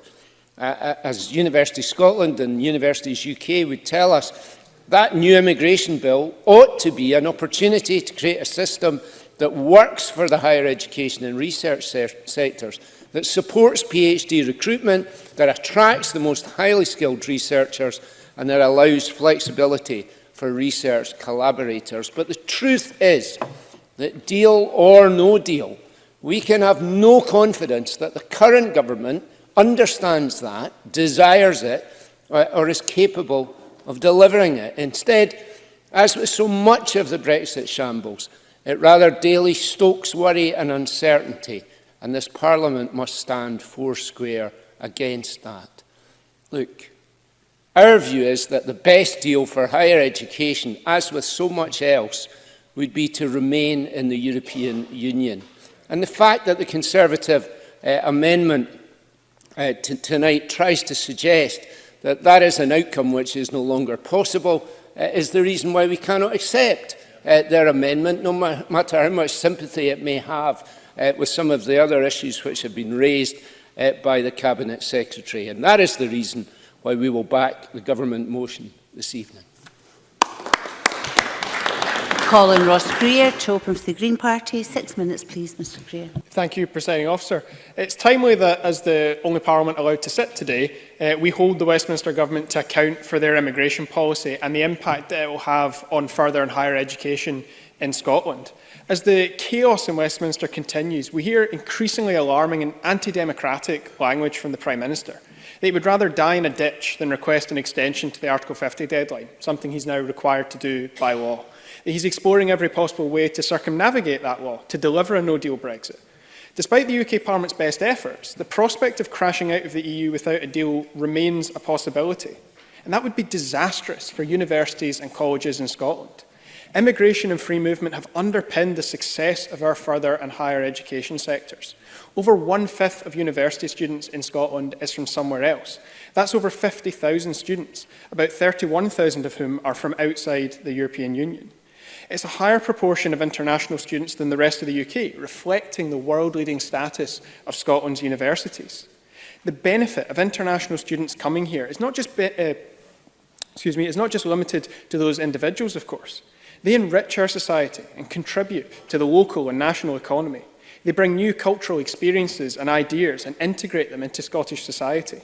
They contribute to developing a more outward-looking Scotland, open to the world and comfortable with our place in it. Many international students also settle in Scotland after their studies, using their expertise and skills to benefit this country. They often fill some of the acute skills gaps that we suffer from. Over 30% of academic staff at our universities are themselves from outside of Scotland, rising to almost half of research staff. This international expertise has ensured that Scotland remains a leading centre of research and innovation. It has driven huge international investment in R&D here. This means institutions like Edinburgh University's Scottish Centre for Regenerative Medicine and Strathclyde's Technology Innovation Centre, which is part of the International Technology and Renewable Energy Zone in Glasgow, have benefited immensely from international expertise and funding. And I would commend both of them to all members as being well worth a visit. They're excellent examples of the benefits of European collaboration. But we're all here today because all of this is threatened by the Conservative government at Westminster. As we edge closer to leaving the European Union, with or without a deal, we run the serious risk of seeing the UK's cruel and destructive immigration policies and the dysfunctional, arbitrary administration of those policies expanded to EU citizens who are currently shielded by their rights under freedom of movement. This is the immigration policy that has seen people deported to their deaths. It's denied child trafficking victims the right to stay in the UK.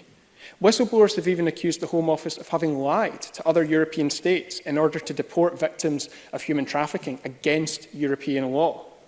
This summer, the Home Office was called out by 70 senior university research centre leaders for repeatedly refusing visas for researchers from Africa, including Ebola researchers from Sierra Leone. What on earth was the value, what on earth was the benefit to the UK of denying visas to those researching that disease? Hundreds of thousands more people in Scotland would be subject to immigration rules designed to force them out and to drain their income in the process. The hostile environment policy, which continues to this day, has already given us the Windrush scandal. People with every right to be here had their lives ruined. They were banned from working, evicted from their homes, denied public support, some cases denied medical support, and even deported to countries that they hadn't seen for decades, that they had no realistic connection with. While institutional racism was central to the Windrush scandal, one of the key issues that made that generation so vulnerable to the hostile environment was their lack of records, their proof of residence and who they are. They lacked those records because they didn't need them when they arrived, and they didn't need them for decades thereafter. They were simply not required in law at that time. Well, EU citizens have not needed those records either. They didn't have to apply to any state body to come to the UK. They simply exercised their treaty right to freedom of movement in the same way that many UK citizens have done elsewhere across our continent. And there is, of course, a new settled status scheme for EU citizens designed to give them those records. But I have no faith in the Home Office. Already I've seen cases of EU citizens who've been in this country for decades being denied settled status, allegedly for not having proof of residence, despite it being abundantly obvious, despite decades of paperwork to prove their case. There's a chance that the crimes the Home Office inflicted on the Windrush generation will be repeated on EU citizens. That's a chance that I'm just not willing to take, and I know that a majority of members in here feel the same way. Thank you. We must not only dismantle the hostile environment, it's time that we abolished the Home Office to completely tear down the institutional racism that is embedded within it. It's imperative now more than ever that immigration policies are devolved to Scotland. Not just in recognition of the social, cultural and economic benefits brought here by immigrants, but in recognition of the injustice and the rampant criminality that has characterised the UK government's immigration policies. When we finally have control over immigration here, we must create a free and open system, one that seizes the opportunities citizens of the world have to offer us, and which respects the inherent dignity of all people, regardless of where they come from. It can be easy to fall into the trap of populist and even racist rhetoric. It's something that's infected many parties, though it's the Conservatives and Liberal Democrats who are directly responsible for the hostile environment through the 2014 Immigration Act.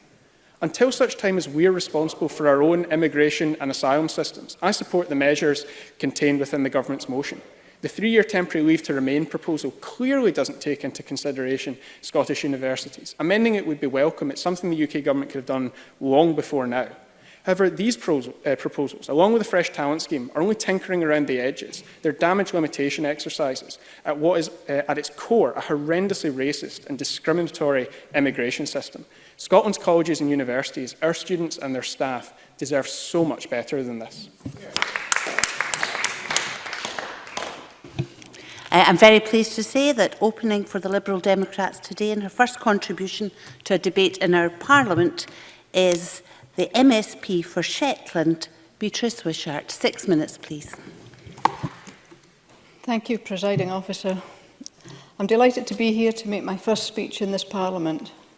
Firstly, though, I'd like to pay tribute to my predecessor, Tavish Scott.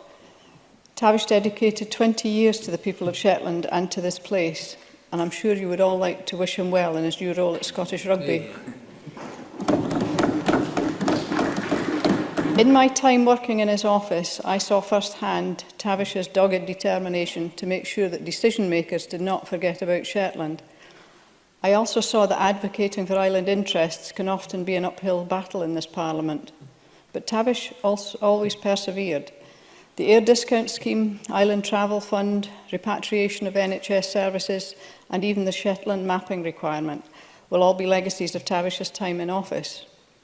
Tavish and I went to the same school at different times. I was reminded recently by a former head teacher of the motto of Anderson High School, do well and persevere. And just as Tavish persevered, so will I.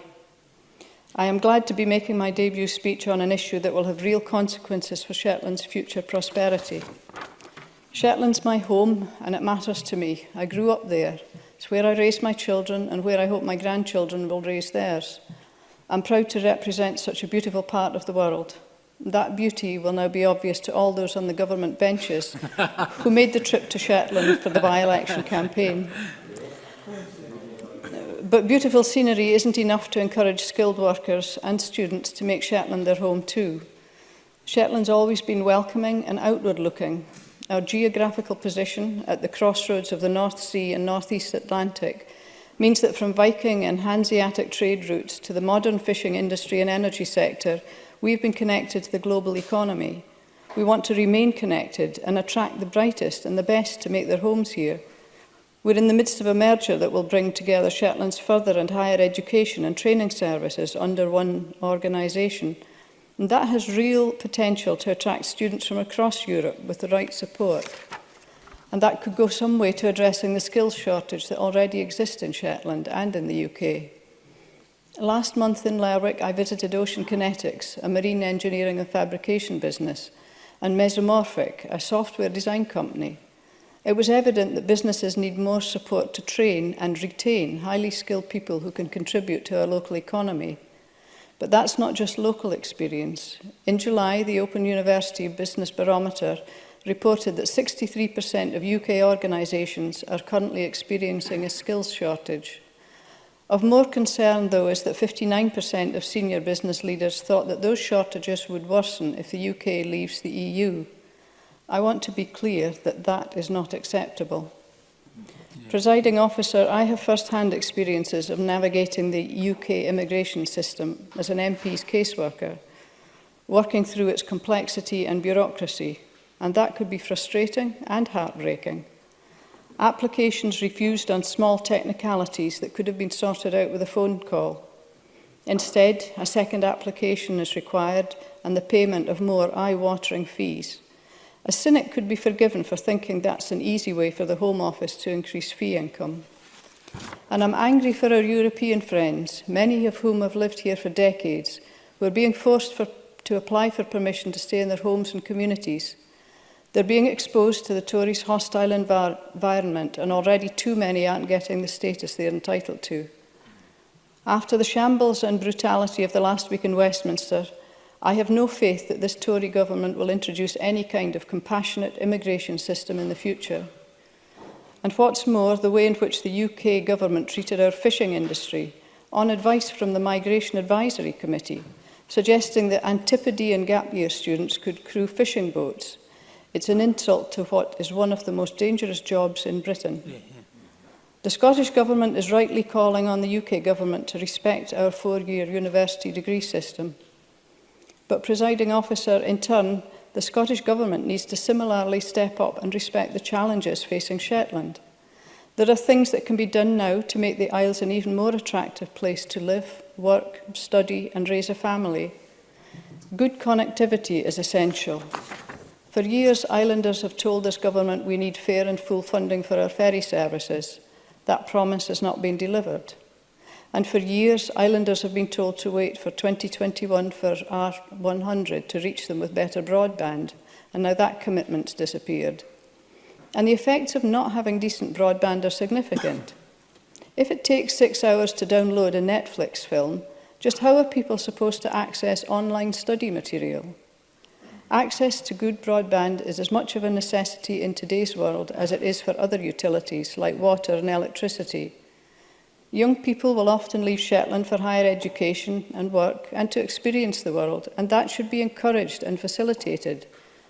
So while our next generation does that, it will be my mission in this Parliament to make sure that if and when they choose to return, Shetlanders are afforded every benefit that would have been available to them on the mainland. And the same goes for those from the mainland and beyond who want to relocate to Shetland, because Shetland is a good place to build a life too. Presiding Officer, I am ambitious for Shetland. As an MSP, I now intend to make sure that this government is too.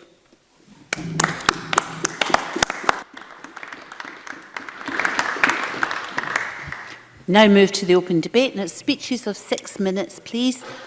We are a bit tight for time, so please take care in the length of your contributions. And I call Claire Adamson to be followed by Jamie Halker-Johnson. Presiding Officer, can I thank Beatrice Wishart for her first speech in the Parliament, congratulate her on that. It was a very passionate one, and I can see Shetland won't be forgotten in the Chamber going forward. So thank you for that. Can I set out my personal passion for education, science and Scotland's place at the centre of world-leading research? It gives me great sadness to have to be talking this afternoon about an immigration policy of Westminster's making, which has the potential to do so much damage to the international standing and reputation of our higher further education institutes. After all, it was Scotland's very own Winnie Ewing, Madam Miss Coss, who worked so hard to establish the Erasmus and Comenius programmes, also at risk from Brexit, because she knew how vital that exchange of knowledge and people across Europe will be.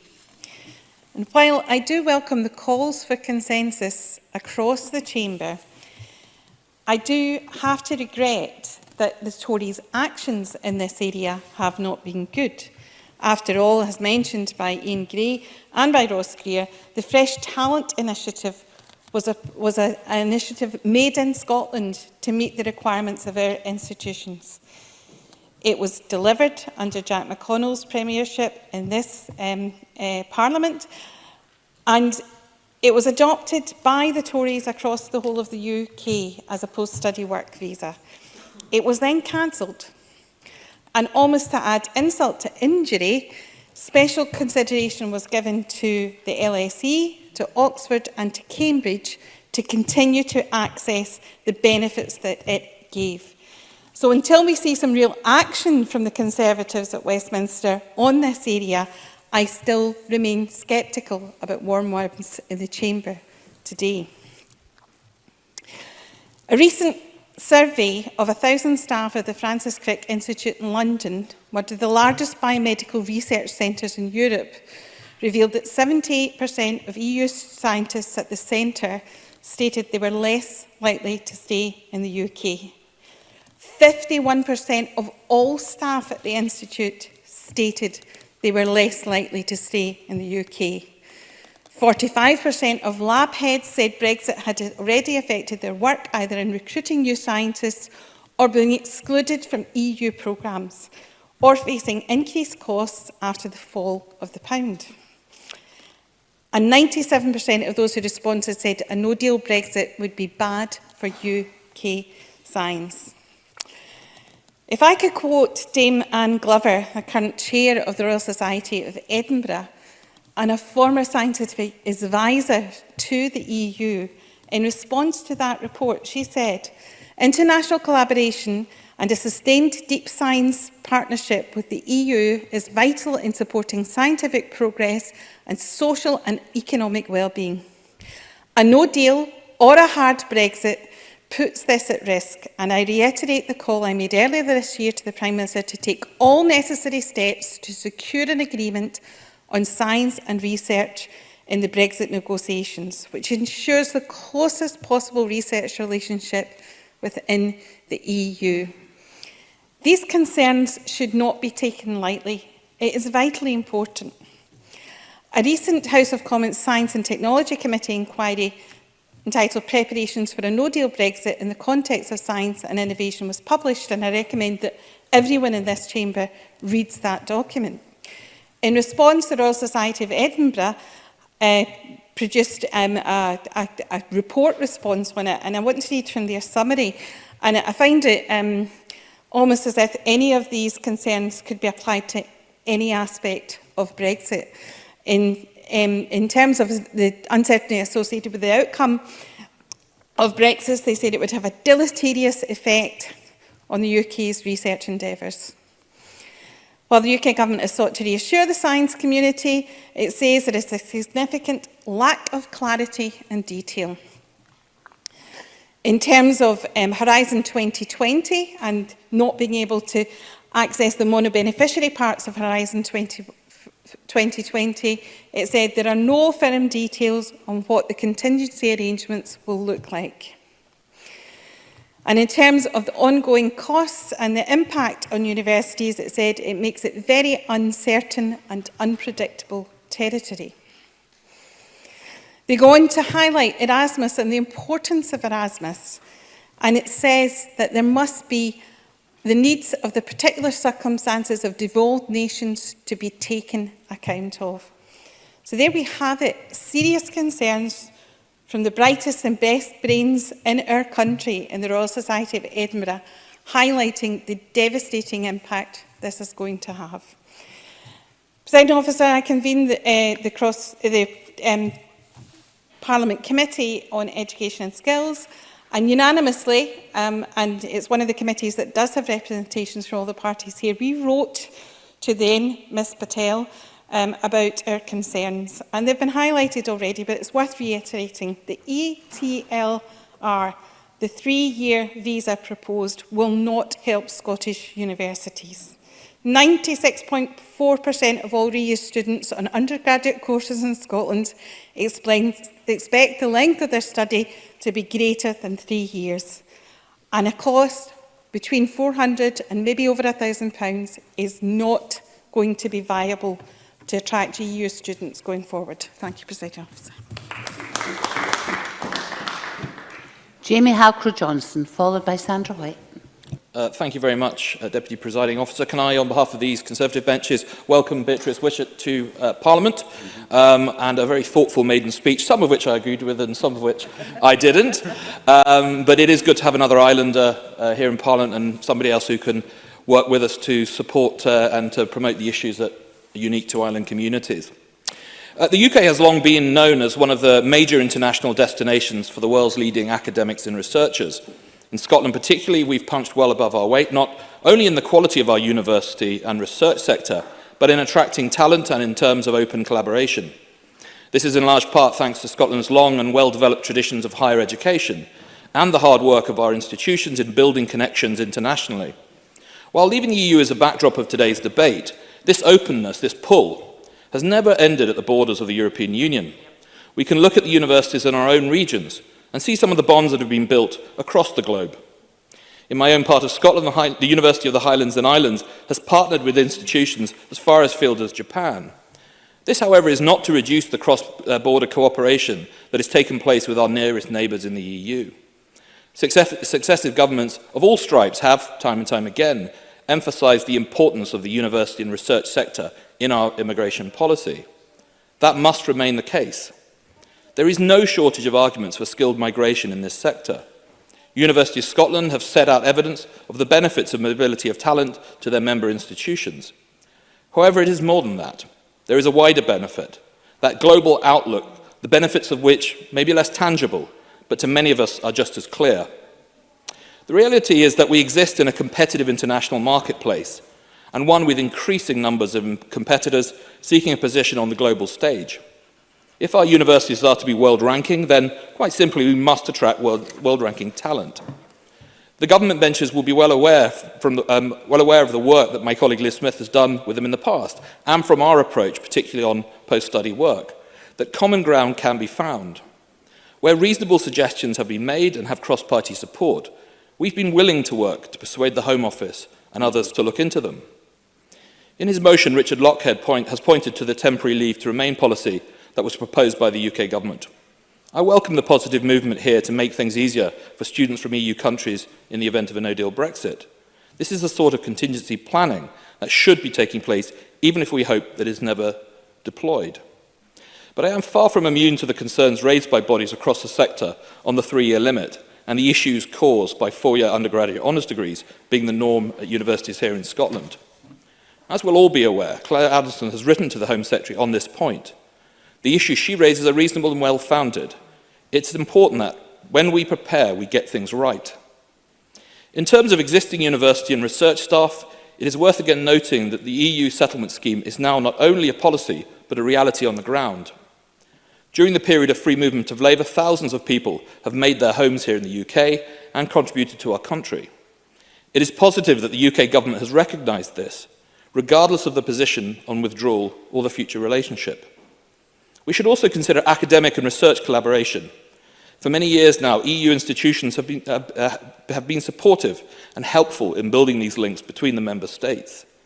There is a legitimate question to any government, particularly one taking us out of the EU without a deal, on what will replace those structures.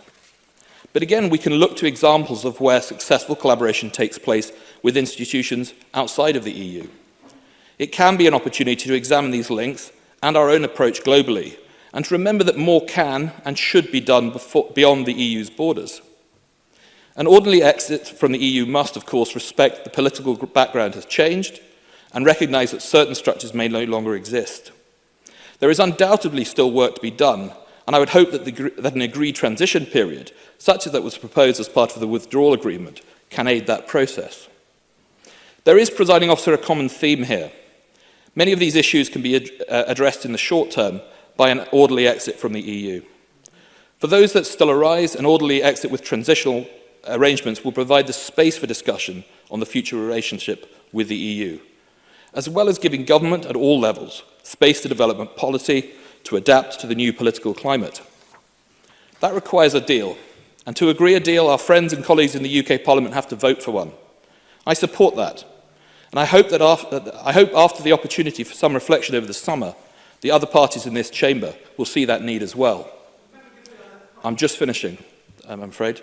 Scotland is an open and welcoming country for people who want to come, to bring their talents and contribute to our society from any part of the world.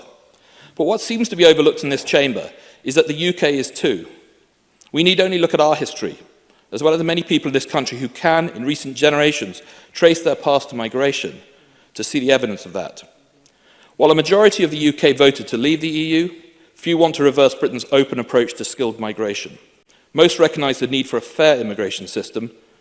Post-Brexit, that system can be tailored to the particular needs of this country. But that requires the right approach. And ultimately, it is a process that begins with politicians who may have disagreed in the past behind getting a deal and helping to move on from the current stalemate. Sandra White, followed by Daniel Johnson. Very much, Presiding Officer, and can I also welcome Beatrice Wishart to the Chamber and her very thoughtful speech. Thank you. Presiding Officer, as the MSP for Glasgow Kelvin, I really have an incredible privilege, basically having Glasgow University, Glasgow Caledonia University, Strathclyde University, Glasgow City College, and many research sectors in my constituency. It's an enormous privilege to be able to serve them. And I really am seriously concerned about the impact these proposals from Westminster will have on these institutions. But it's not just the institutions I'm concerned about, and I will come back to the institutions after I have mentioned this particular part. But I have concerns about the individuals who work in these institutions, who live here, and are now being left in limbo by mobility restrictions and planned immigration policies. I've met many of them throughout my constituency. There's families there that don't know their future, and people are really hurting. And with the hurt comes anger as well. They're angry at the fact this is happening to them. And whole communities are affected by this. And that includes the many small businesses that are there in these communities who serve the people there. Multicultural and international. And I would have thought in a country, not just in Scotland, but the UK, the country as a whole, These are things we should be embracing and really not trying to destroy. And that's what's going to happen, unfortunately, certainly in certain areas of my constituency where people just don't know if they're going to be here or not. And I think that's something that the Conservatives should be thinking about in that respect. The Presiding Officer, I want to give some quotes from the universities in my constituency in regards to what's happening at the moment in time. First one is Glasgow Caledonia University, and their response to this from Professor Cam Donaldson, who's a Pro-Vice Convener, Pro-Vice Chancellor and Vice Principal in Research at the university, said, mobility of staff and students within the educational and research environment, and that's very important in universities, is a fundamental tenet of our existence, largely because of the benefit it brings in diversity, educational experience, and it's also very, very important in economic and social benefits to Scotland. In the last few weeks alone, these cases have come to my attention. That's the professor's, not mine. Brexit has been explicitly cited in both cases. Leadership of a major EU Horizon 2020 grant application being switched to a colleague in the Netherlands. A member of staff from another EU country deciding to leave us for employment in another EU member state that is not his home state. Additionally, as the UK's #1 university for Erasmus project funding, we are extremely worried about the impact of decisions about that programme on the financial position of the university. Glasgow University's response is over 950 of the University of Glasgow staff are non-UK EU nationals. There are also over 3,000 EU students at the University of Glasgow, 13.2% of the total workforce and 21% of the university's academic staff are EU nationals also. Anton Muscatelli, Principal of the University of Glasgow and Chair of the Russell Group, has warned that a no-deal Brexit could cause a talent drain in Scotland's universities and warned of a lack of clarity which would bring the university sector in Scotland if there's a no-deal Brexit. No deal would cause such dislocation and such uncertainty that that flow of talent would come to a halt, and we desperately want to avoid that. There needs to be a very clear message from the UK Government around how European citizens would be welcome into this country. And thirdly is Strathclyde University, in giving evidence to the Migration Advisory Committee. They mentioned the proportion of EEA staff in academic professional roles is currently 20%. Much higher in other subjects. As a result, we have significant concerns about the potential impact on our ability to recruit and retrain staff in this category. In relation to prominence of EE staff in particular areas, our engineering, science and business facilities have the greatest proportion of EEA staff. Smaller proportion in our humanities and social sciences faculty, with particularly high concentration of EU staff within modern languages, physics and engineering disciplines. They've also gone to mention they've experienced some difficulty in the recruitment of individual senior EA staff, indicated to be directly related to uncertainty about the ability of academics working at UK institutions to access EU research funding. And that is a very, very important issue, the research funding. Having visited universities, Glasgow University also, they rely, and it's been said by the Conservatives also, they rely on the EU funding. And that's a very, very important aspect of it. Presiding Officer, I've given you the comments from the three universities. I've also spoken to the constituents in my area who are living in limbo at the moment.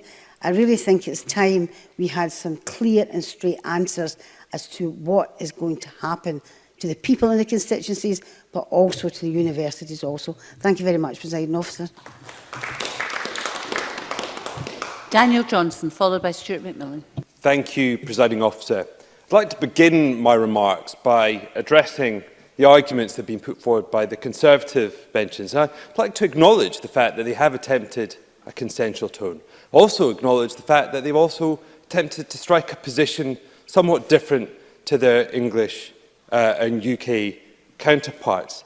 But I do have to object to the attempt to try and take the politics out of this, because it's simply not possible. Because the reality is that the focus and the acceleration towards a no-deal Brexit under Boris Johnson is one of the very real reasons why we're having this debate. A point underlined by the fact that the Work and Pension Secretary resigned over the concentration and focus on no deal within government, but also I think the argument that somehow a deal is there to be had were it just for the acquiescence of opposition parties is simply nonsense, because Tory MPs have rejected that deal time after time in the House of Commons. And indeed, that lack of agreement within their own party is underlined by the expulsion of 21 MPs just in the recent days. Just in a moment. But finally, and just to underline the point, even if the Westminster Parliament and the Westminster Government wanted to change direction, wanted to change policy, Parliament is simply unable to sit right now because of the proroguing and the highly unconstitutional manoeuvres undertaken by Boris Johnson and his colleagues in government. Indeed, I think never has there a time been where the phrase "take back control" has seemed more like a sick joke than right now. And if Liz Smith would like to make an intervention, I'll take it. Liz Smith. I'm grateful to the member for giving way. He's been very critical of what he considers to be our inconsistency. Could he explain whether he thinks that the Labour Party has been consistent in its line about Brexit? Daniel Johnson. I would be more than happy to. We have been consistent that whatever is brought forward has to protect jobs, has to protect rights, and has to protect our economy. Indeed, the very issues that we're debating here. Those were the conditions in our 6 tests. We've been clear and consistent, and the deal utterly failed all of them. Now, as it comes to higher education, we are already seeing the effects of Brexit with us already, and a number of speakers, I think, have outlined that very clearly.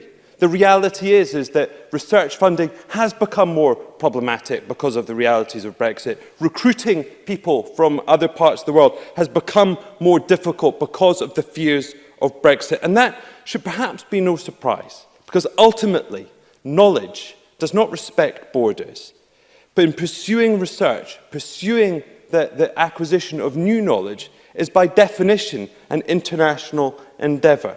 And therefore, the fears and concerns created by Brexit is going to be a concern. And indeed, other members have pointed out experiences in their constituencies, and mine is no different. I'm very fortunate to have the University of Edinburgh's King's Buildings in my constituency, and also the Royal Observatory. I've been on a number of visits looking at experiments regarding climate change, looking at wave technologies in the wave tank in the King's Buildings. I'm also very pleased that we have the Higgs Centre for Innovation, which fosters collaboration between business and science and technology research. And the reality is, every time you make one of those visits, you are struck by the international spectrum of people who are taking part in the research. Every time I visit, you meet people from all parts of the world. Indeed, if you look at just the simple research pages of Edinburgh University, as I did as a simple bit of research prior to this debate, you're struck by not just the sheer number of research papers, over 6,000 within a year, but practically every other paper has an international name beside it. Research is an international endeavour. And indeed, the numbers back that up. 2,500 students in Edinburgh University, a quarter of academics, a half of all researchers throughout Scotland are from other parts of the world. And the funding issues are equally of concern. In Edinburgh University alone, there are 91 Horizon 2020 projects. And 10% of all its research funding comes from the EU. This is what's at risk. The very basis and ability for us to carry out research in a world-class and world-leading way is in jeopardy because of the Brexit proposals that we have in front of us. And it's not just research. Indeed, some 63% of some taught postgrad courses are filled by people from other parts of the world. And that's vital income from our universities, who struggle with the funding settlement, I have to admit, that comes from the Scottish Government, and require that income stream in order to ensure that they can teach all undergraduates. So we must look at the post-study work visa. It is crazy that we take the time, that we extend the invitation for people to come and study in this country, simply to not make it possible for them to continue to work here. We have to look at the 3-year temporary leave to remain. That is simply insufficient and inadequate for our universities. Ultimately, we live in a global world. Success in terms of pursuing knowledge is about bringing barriers down. Because the simple reality is that borders do not solve problems, they create them. Stuart McMillan, followed by Alison Harris. Thank you very much, Presiding Officer. I fully support the motion in front of us today by the Scottish Government, and I will be voting for it at 5 p.m. And I do ask the Parliament to speak with one voice tonight on an issue that is of huge economic and social importance to Scotland. I want to touch upon 2 points. First of all, Jamie Halcrow-Johnson, who's left the chamber now, sadly, but Jamie Halcrow-Johnson spoke about Brexit being the backdrop to this debate. It's not the backdrop, it's fundamental to this debate. There is no backdrop at all. This is fundamental to what's actually going on today. And Oliver Mundell, I was pleased that Mr Mundell took my intervention earlier on, but in his response when he spoke about the withdrawal agreement, Mr Mundell is therefore telling this chamber and telling the population of Scotland that he's happy to put Scotland into an economic disadvantage as compared to Northern Ireland. And I'm very saddened that Mr Mundell thinks that Scotland should have an economic disadvantage as compared to anywhere else across the UK. The Scottish Government motion highlights Scotland's 4-year degrees and also the UK Government's 3-year European temporary leave to remain policy. The UK Government's policy would place Scottish institutions at a disadvantage, which is yet another example of a UK Government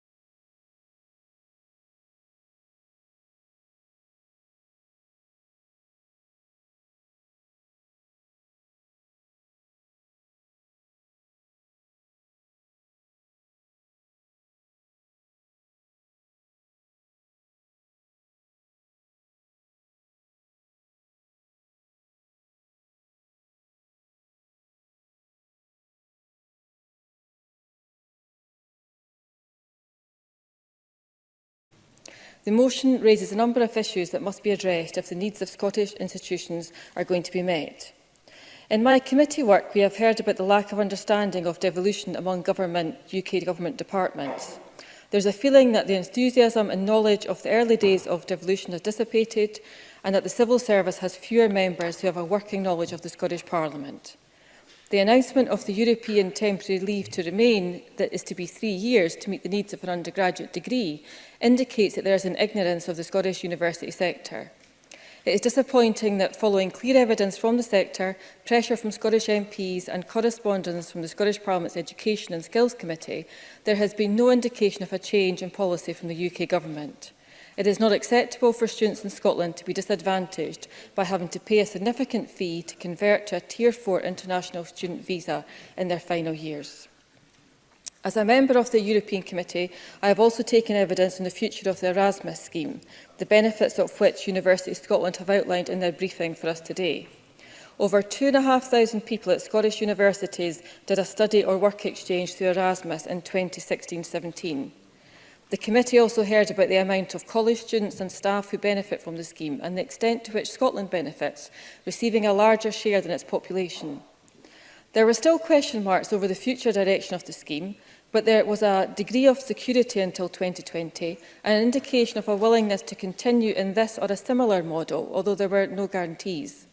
Now the prospect of a no deal disrupts this, and the UK could leave by default, and exchanges would then only be possible through bilateral agreements with potentially complicated visa systems.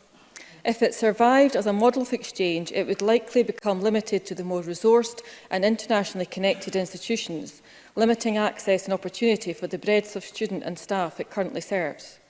We are set to lose a lot by leaving the EU, but we must not lose sight of the value of international education exchanges and work to continue a scheme which offers broad opportunities. The UK leaving the EU means a change to the immigration system. To imagine what this might look like, we currently have the White Paper, which has been broadly criticised for failing to recognise the needs of our economy and the role that migration plays in Scotland. We face a demographic challenge in Scotland, one which at the moment is perhaps similar to parts of England, but in coming years we are predicted to become more difficult, and it will lead to labour shortages in key public services as well as in the private sector. The solutions in the proposed White Paper do not offer a sustainable solution for Scotland. I believe that in the event of leaving the EU, the UK needs to have a coherent immigration policy across the whole of the UK to avoid the need for any kind of border checks and restrictions on movement for UK citizens. However, within that future model, it should be possible to have flexibility and tailored policies which mean particular needs, whether those are sectoral or geographical, can be met. The Fresh Talent Scheme, which operated in Scotland between 2005 and 2008, before a model was adopted across the UK, is an example of a divergent policy. My understanding is that it wasn't easy to craft that scheme between two governments, but a solution was found and the scheme was successful. This post-study work visa provided opportunities for students to successfully study in Scotland and opportunities for our businesses and society to take advantage of their education. I was the Labour representative on the cross-party group that was led by the then Minister Hamza Yousaf, and across the Parliament we put a strong case based on fact and reason to argue for a return of the scheme. Those arguments and the cross-party consensus that was achieved still stands, and this approach should be the direction of a UK government which wishes to represent the whole of the UK, and it should adopt this. The Scottish Government have set out ambitions in Scotland's population needs and migration policy, and I'll soon be meeting with the Minister to discuss these proposals. But we all need to do more than wish a workable solution into being, and the Scottish Government has the greater resources to do so.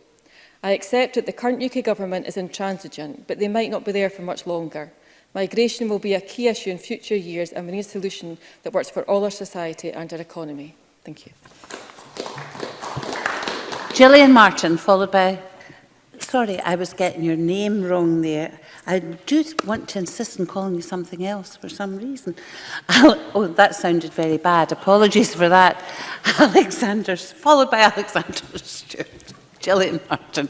Thank you, Presiding Officer. I think this is the fourth debate that I've been involved in on the potential detrimental effects of UK Government post-Brexit policies on Scottish universities.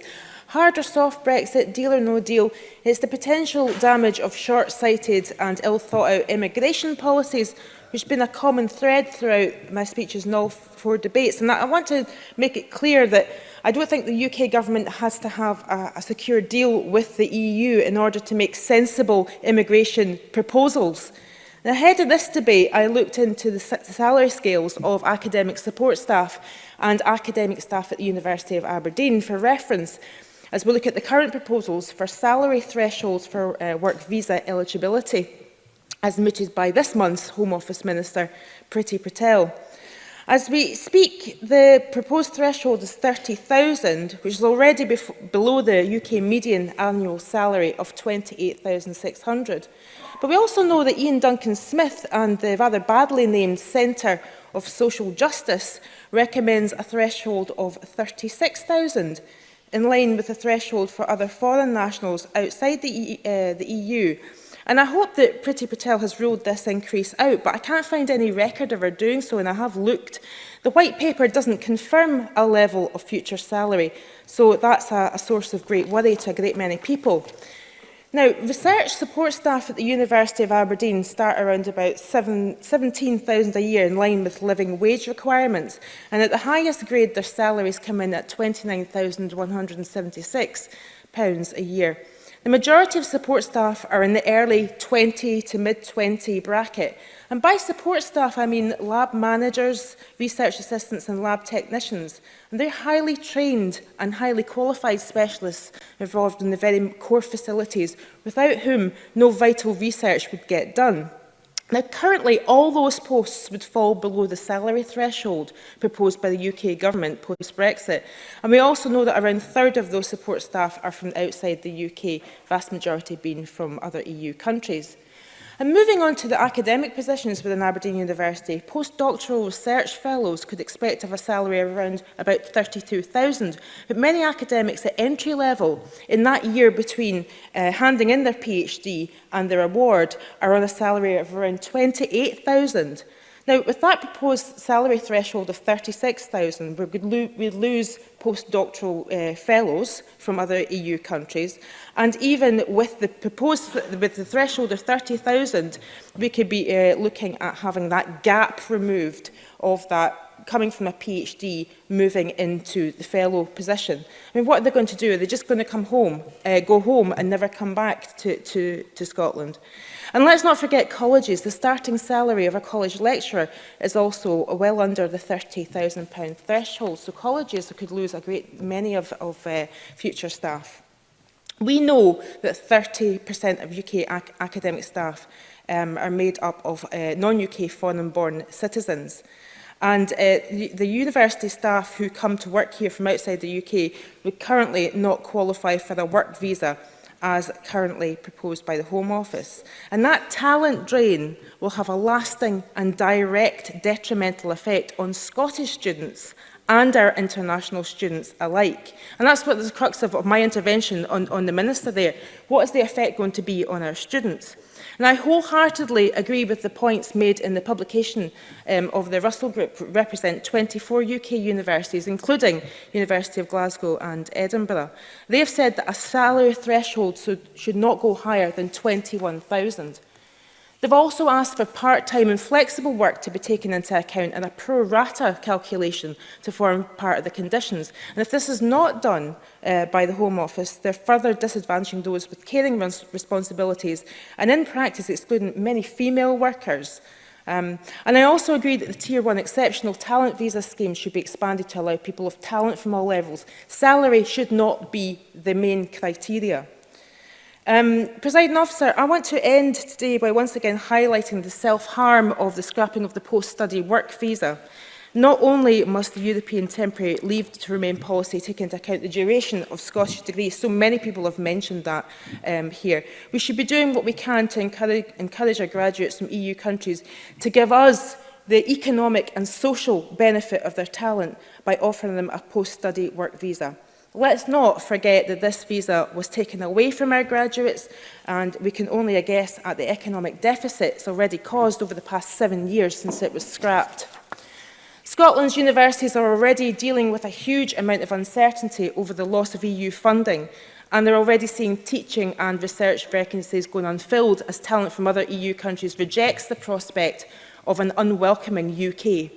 And the UK government is the source of all of that. With their right-wing appeasing immigration policy, they are making matters 10 times worse. It's high time we had control over immigration in Scotland. Mr Alexander Stewart, to be followed by Richard Lyle. Thank you, Presiding Officer. I answer to many things, as you know, but in the chamber I'll have my full Sunday name, so thank you so much. I welcome the opportunity to take part in today's debate on this important issue of the UK Government's planned immigration policy and mobility restrictions in Scotland's universities and scientific research centres. As my colleagues have highlighted, the Scottish Conservatives have always taken a slightly different view on the matters on our UK counterparts. And I pay tribute to Liz Smith, who has fought tirelessly on this subject. And we have consistently supported the introduction of a new post-study work visa, because we believe that that in itself should be retained. Whilst accepting that there were flaws with the previous system, which allowed for too many loopholes, we believe that a more flexible system is possible. And I would like to think that we could do that from both increasing the university sector and the wider Scottish economy.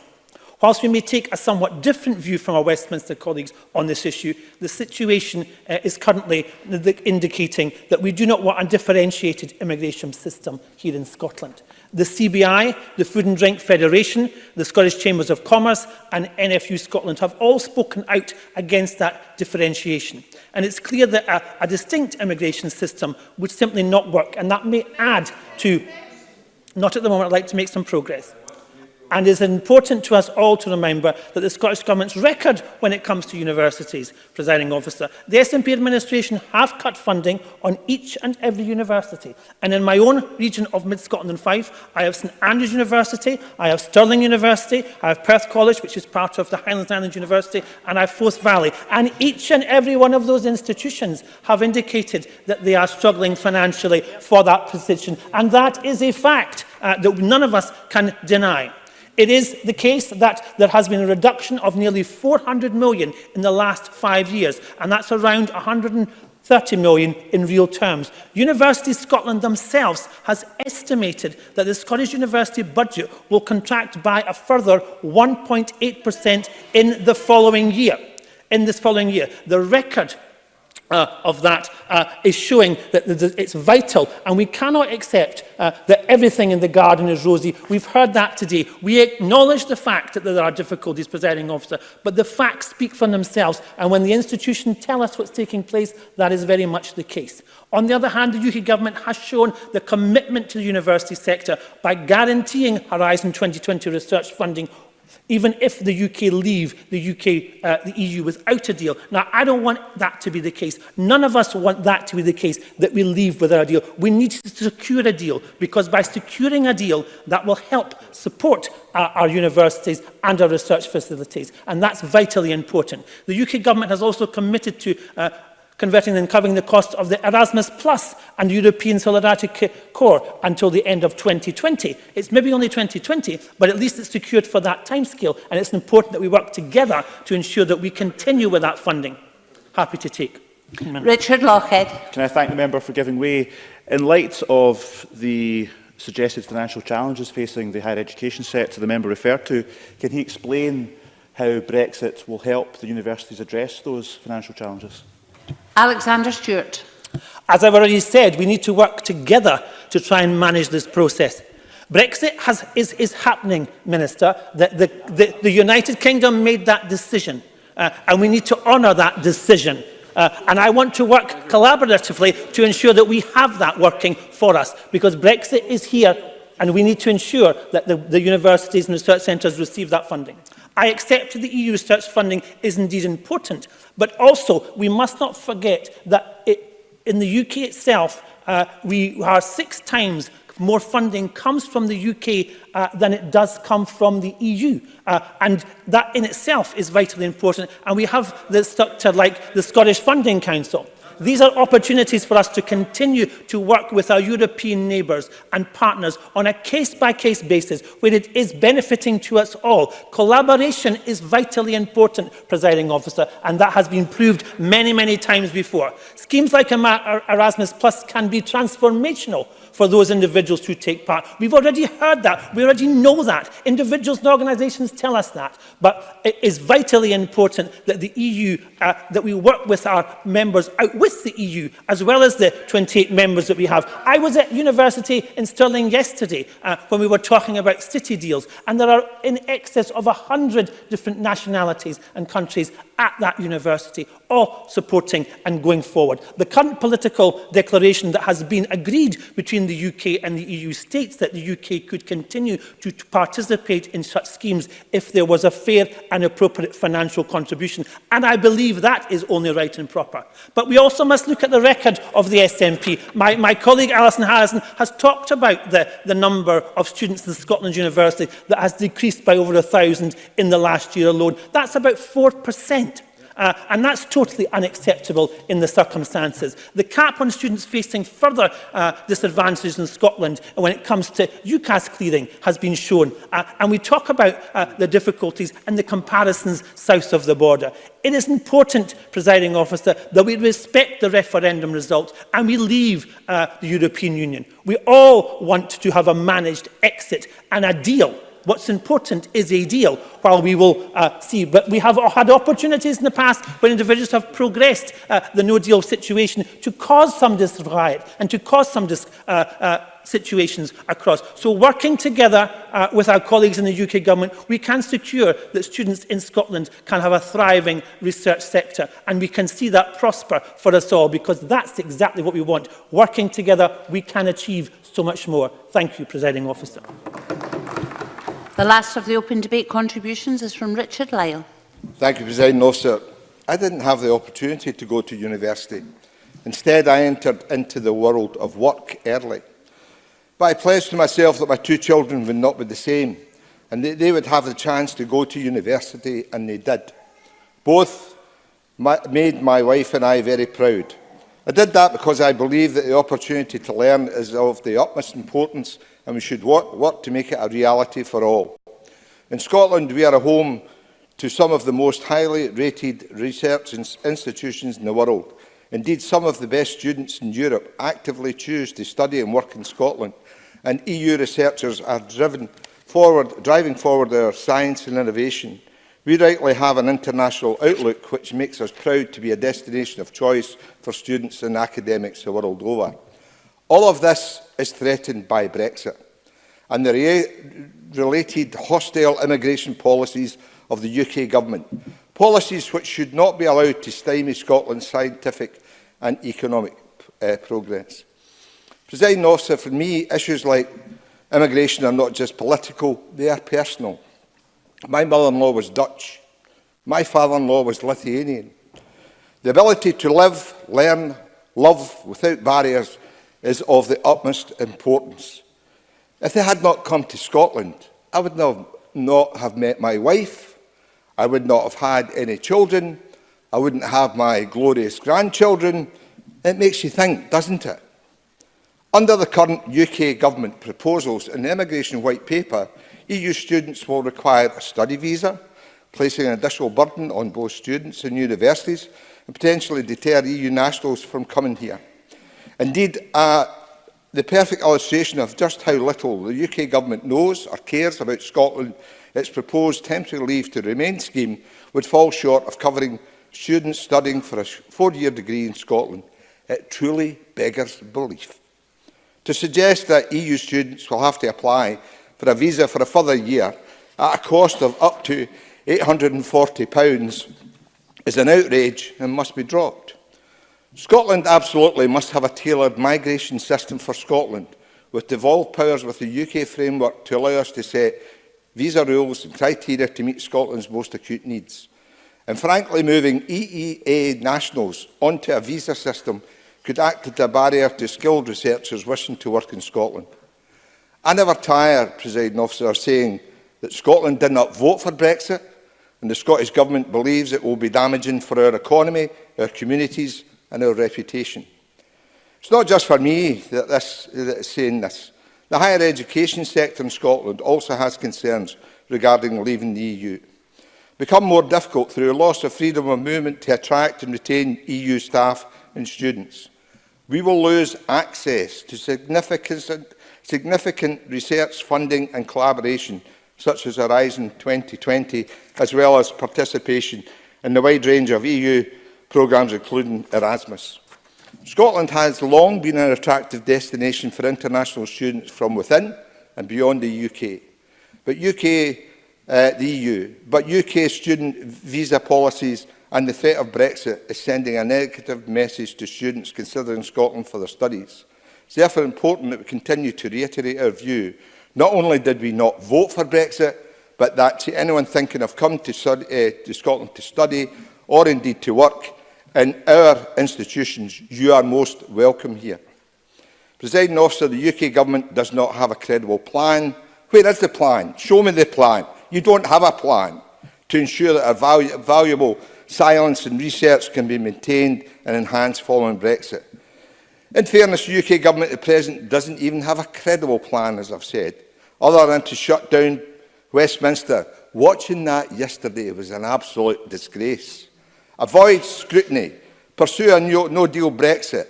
This appears to be their reality, not ours. That sits in stark contrast to the Scottish Government, whom is the only administration in the UK which has a consistent plan since 2016 to resolve these issues. Staying in the European single market, the custom union, is the only solution, short of remaining a full EU member, which would break the current impasse which has brought us to the brink of a no-deal Brexit. The set out Scotland's place in Europe's science research, published in November 2018, Scotland has much to offer the world when it comes to science and research. Scottish Government, I believe, will do everything it can to continue to bolster our economic strengths through its existing valuable partnerships and new collaborations across Europe and beyond. Scotland is a proud European nation, and we will continue to be so. Presiding Officer, it's time for this Prime Minister to heed the warnings raised by some of the UK and Europe's leading names in science and research, and have an urgent wake-up call from a letter which was sent to Theresa May and Jean-Claude Juncker, where 29 Nobel laureates said that freedom of movement and funding were two of the sector's biggest concerns, including Sir Paul Nurse, one of the signatories of the letter, who stated that a hard Brexit outcome would cripple UK science and government needs to sit up and listen. Not only is it time that this Prime Minister had a wake-up call, it's time him, his government and his members, both in this Parliament and, sadly, not sitting in the other Parliament, I call it the English Parliament, stop playing dictatorial policies and realise that these people's lives that they're playing with, and here in this chamber, and indeed across Scotland, are done with their games. Scotland needs a different path, a path that doesn't end with Brexit Britain. We now move to the closing speeches, and I call Alex Rowley for 6 minutes, please. Thank you, Presiding Officer. We've certainly had an interesting discussion and debate today. Can I begin on behalf of Labour in congratulating Beatrice Wishart on her first speech in this Parliament and congratulate her on her by-election win. I didn't get up to Shetland for the campaign, but my brother lived on Bressie for many, many years, so I'm a regular to Shetland, and I wish you every success in standing up and fighting for the people of Shetland and Scotland. An interesting debate in many ways, because I have to say that it strikes me that the Scottish Conservative and Brexit Party are completely confused over where we are, or in complete denial of where we are in terms of Brexit. Because I have watched, as I'm sure many have, since Boris Johnson became Prime Minister, and it is evidently clear that he is not seeking a deal to get us out of the EU. Indeed, when he was in Ireland yesterday, the Taoiseach was making the point that the backstop is not up for negotiations unless a credible alternative can be brought forward. And there has been a complete failure on the part of Boris Johnson to bring any alternative, credible alternative forward. And that was backed up when the Home Secretary announced her resignation and made the point that there is no effort going into Brexit. So even within, or certainly not to find a deal for Brexit, there's a lot of effort going in to a no-deal Brexit. So I would say that there is a sense of denial by the Scottish Conservative and Brexit Party that really we need to wake up to. I also take the point that Gillian Martin makes that this is the fourth debate, I think Gillian said, on these issues. And I accept that, and John Swinney made the point earlier, that Liz Smith has worked quite hard, and Alexander Stewart made the point that you take a different opinion on some of these issues. But taking a different opinion hasn't actually achieved anything. And despite all the efforts of Liz Smith, it hasn't actually achieved anything in terms of looking at particularly the European temporary leave to remain legislation, which is so bad for Scotland. And the National Union of Students, in a briefing that they sent round, they say with urgency, we implore the UK Government to deviate from their current European temporary leave to remain policy, which actively discriminates against EU students wishing to study in Scotland, whilst placing Scottish institutions at a competitive disadvantage in attracting students from across the continent. So it's fine for us to have had 4 debates in here, and it's fine for the Scottish Conservative and Brexit Party to say they're different on this issue, but the reality is nobody down there in the UK Parliament is actually, and the Conservative Party is actually listening to you. The National Union of Students go on to say there should be an immediate revision of the European temporary leave to remain extend the student visa for the duration of their studies, no matter what this may be, with specific allowances for student disadvantage and welfare. Further, the UK Government should reintroduce a post-study work visa, allowing students to study in Scotland, to work, live and further contribute to Scotland after their studies, a point that was made by Claire Adamson and Claire Baker when they talked about the Fresh Talent Initiative, which was successful for Scotland. And then comes a Tory government. So there's virtually a refusal by the Tories to actually recognise that we are different in Scotland. Our degree system is different in Scotland. And just a complete refusal to acknowledge that. So the Conservative and Brexit Party, I think, need to wake up to the realities of where we're at. I was also struck by the point that Sandra White made when she said this is about people and people in her constituency, because the University of Scotland say that amongst our staff we have 6,500 EU nationals, 13.4%, and 4,275 non-EU international citizens working across the teaching, research and other professional roles, finance, marketing and welfare. Non-UK nationals tend to be found more commonly in teaching or in research roles in universities. Combined EU and non-EU international staff make up 47% of university staff who focus on research only, and 29% of staff who do both teaching and research. Given those numbers, and given the point that Sandra White makes, these are real people, you can see the concerns and the worry that's being caused for those individuals and for their families. Not to mention, as the Minister, that the effect that will have on us losing much of the academic staff, or with the potential to lose academic staff who will go elsewhere in Europe. And I think it's important that we also remember the net economic impact to Scotland of international students entering higher education. In 2015-16, the figure for that was worth £1.9 million to Scotland, £1.9 billion to Scotland. So no small number there in terms of our economy. looking specifically at living costs international students spend in Scotland, and again using the 15-16 figures, it is estimated to have been £517.5 million. So again, in terms of the Scottish economy, this is very, very crucial and important. University of Scotland estimates Mr. Rowley, could you begin to wind up, please? Yeah, the tourism spend for students and family and friends is £25.7 million. If this is the fourth debate we've had, it's time that the Tories in Westminster were listening. Sadly, I'm not sure they are. Thank you. I call Liz Smith to be followed by Ben McPherson. Liz Smith. Thank you, Presiding Officer. And before I address the comments across the Chamber, can I add my congratulations to Beatrice Wishart on what I thought was an excellent maiden speech. May I express some personal views in this policy area? This Parliament knows that I have for several years been a critic of aspects of the UK Government's immigration policy, most especially that which relates to post-study work visas for postgraduates.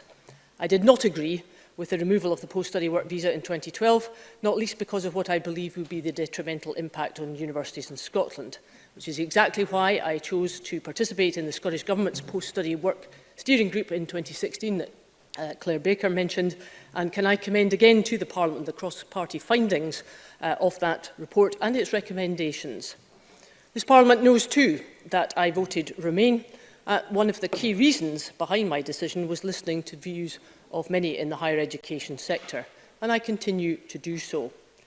But I'd like to put all this in the proper context. Let us firstly remember exactly why there was concern about the visa system back in 2012. That was because within the preceding 4 years, there had been considerable abuse of the system. It was first identified with the bogus college issue, which became very relevant to Scotland thanks to the Herald newspaper investigation in 2008, which exposed malpractice in 3 Scottish colleges, the then Glasgow College, Middlesex College and the LSMT Business School. The investigation resulted in each being struck off the register, and rightly so. These operations in Scotland were bad enough, but the problem was even worse in England. It turned out that there were many unlicensed institutions operating out with the law, and in some cases acting as a front for illegal immigrants. That was clearly unacceptable, and quite rightly led to moves by the UK Government and by the Scottish Government to protect the term college and to tighten up on student movement. The second context is the increasing pressure on university places across the whole of the UK, which has increased the competition within student application processes. That's a welcome development in many respects, but it has brought with it new challenges, which is why the universities themselves have sought tighter Home Office guidance and clarity about the visa process. The third context is, of course, Brexit. And whilst those of us who voted Remain continue to regret the outcome of that 2016 referendum, it is incumbent upon all of us to accept the result and move on. But let me turn now to why we need to get this issue sorted, and why I have continued to lobby hard the Westminster Government to make changes. And I remain very hopeful indeed, that in the coming days there will be some progress, albeit that it has taken far too long to get to this point. The current system is not satisfactory because it does undermine the ability of higher education institutions to attract and retain staff and students in the way that meets the needs of their academic programmes, particularly in a fast-changing international climate where there is such intense competition between our universities. When I was told by one of our medical schools that a cutting-edge knowledge exchange research programme had been temporarily halted because some of the researchers from the Far East had had to return home, and when their visa ran out, I recognised just how damaging a restrictive visa system could be. Likewise, we've also heard of situations where the Scottish lead in a knowledge exchange project has been put into doubt because of concerns about visa continuity. That, Presiding Officer, cannot be right. Our universities should not be put in a situation where they are forced to worry about the future of a key research project, one which not only has high educational value, but extensive economic benefit, and that is why change is so desperately needed. The latest University Scotland briefing shows that the percentage share of EU students at our universities is 8.7% and 13% for international students, pulling in somewhere in the region of 1.9 billion to the Scottish economy. For university staff, The statistics are 13.4% and 8.8% respectively. And that's just one of the reasons why Scottish universities have, over recent years, been able to punch well above their weight when it comes to attracting research funding. The international mathematical models show the greatest creative success within higher education comes when there is a high level of qualitative collaboration between different countries, and that in turn depends on relatively free movement of students and staff, and a visa system which is not unnecessarily restrictive. And may I comment also on the Erasmus project, which in my role as convener of the cross-party group on colleges and universities I have been very anxious to promote. Established in 1987, its exchange purpose for EU students has been extraordinarily successful, not just because of the 9 million people that participated in it since its inception, but because of the quality of the work and the undoubted benefits of opening up exchange opportunities for those who might otherwise not have that opportunity. Presiding Officer, I believe that this policy area is absolutely fundamental, not only to our higher education institutions, but to the future of the economy in Scotland. We are incredibly lucky in this country to have 19 outstanding institutions in the higher education sector. So far, our Westminster government has not lived up to its reputation of being able to protect that sector in the way that we want. I repeat my comments that I am very hopeful that in the coming days we will see a change. That change is long overdue, but it's much needed, and I very much hope that it will make some considerable changes to the way that our universities can operate in the days ahead. Thank you very much. And I call on Ben McPherson to conclude this debate for us. Thank you, Presiding Officer, and thank you to all members for contributions today in what I believe is a very important debate, and particularly congratulations to Beatrice Witcher on a very thoughtful contribution and one that I will refer to again shortly. Presiding Officer, we live in serious times, and in serious times it's important that we're able to debate important issues. It is shocking that the Westminster Parliament has been prorogued, and while Westminster has been silent, we in this place must collaborate on what we share concerns about and on the issues that confront us.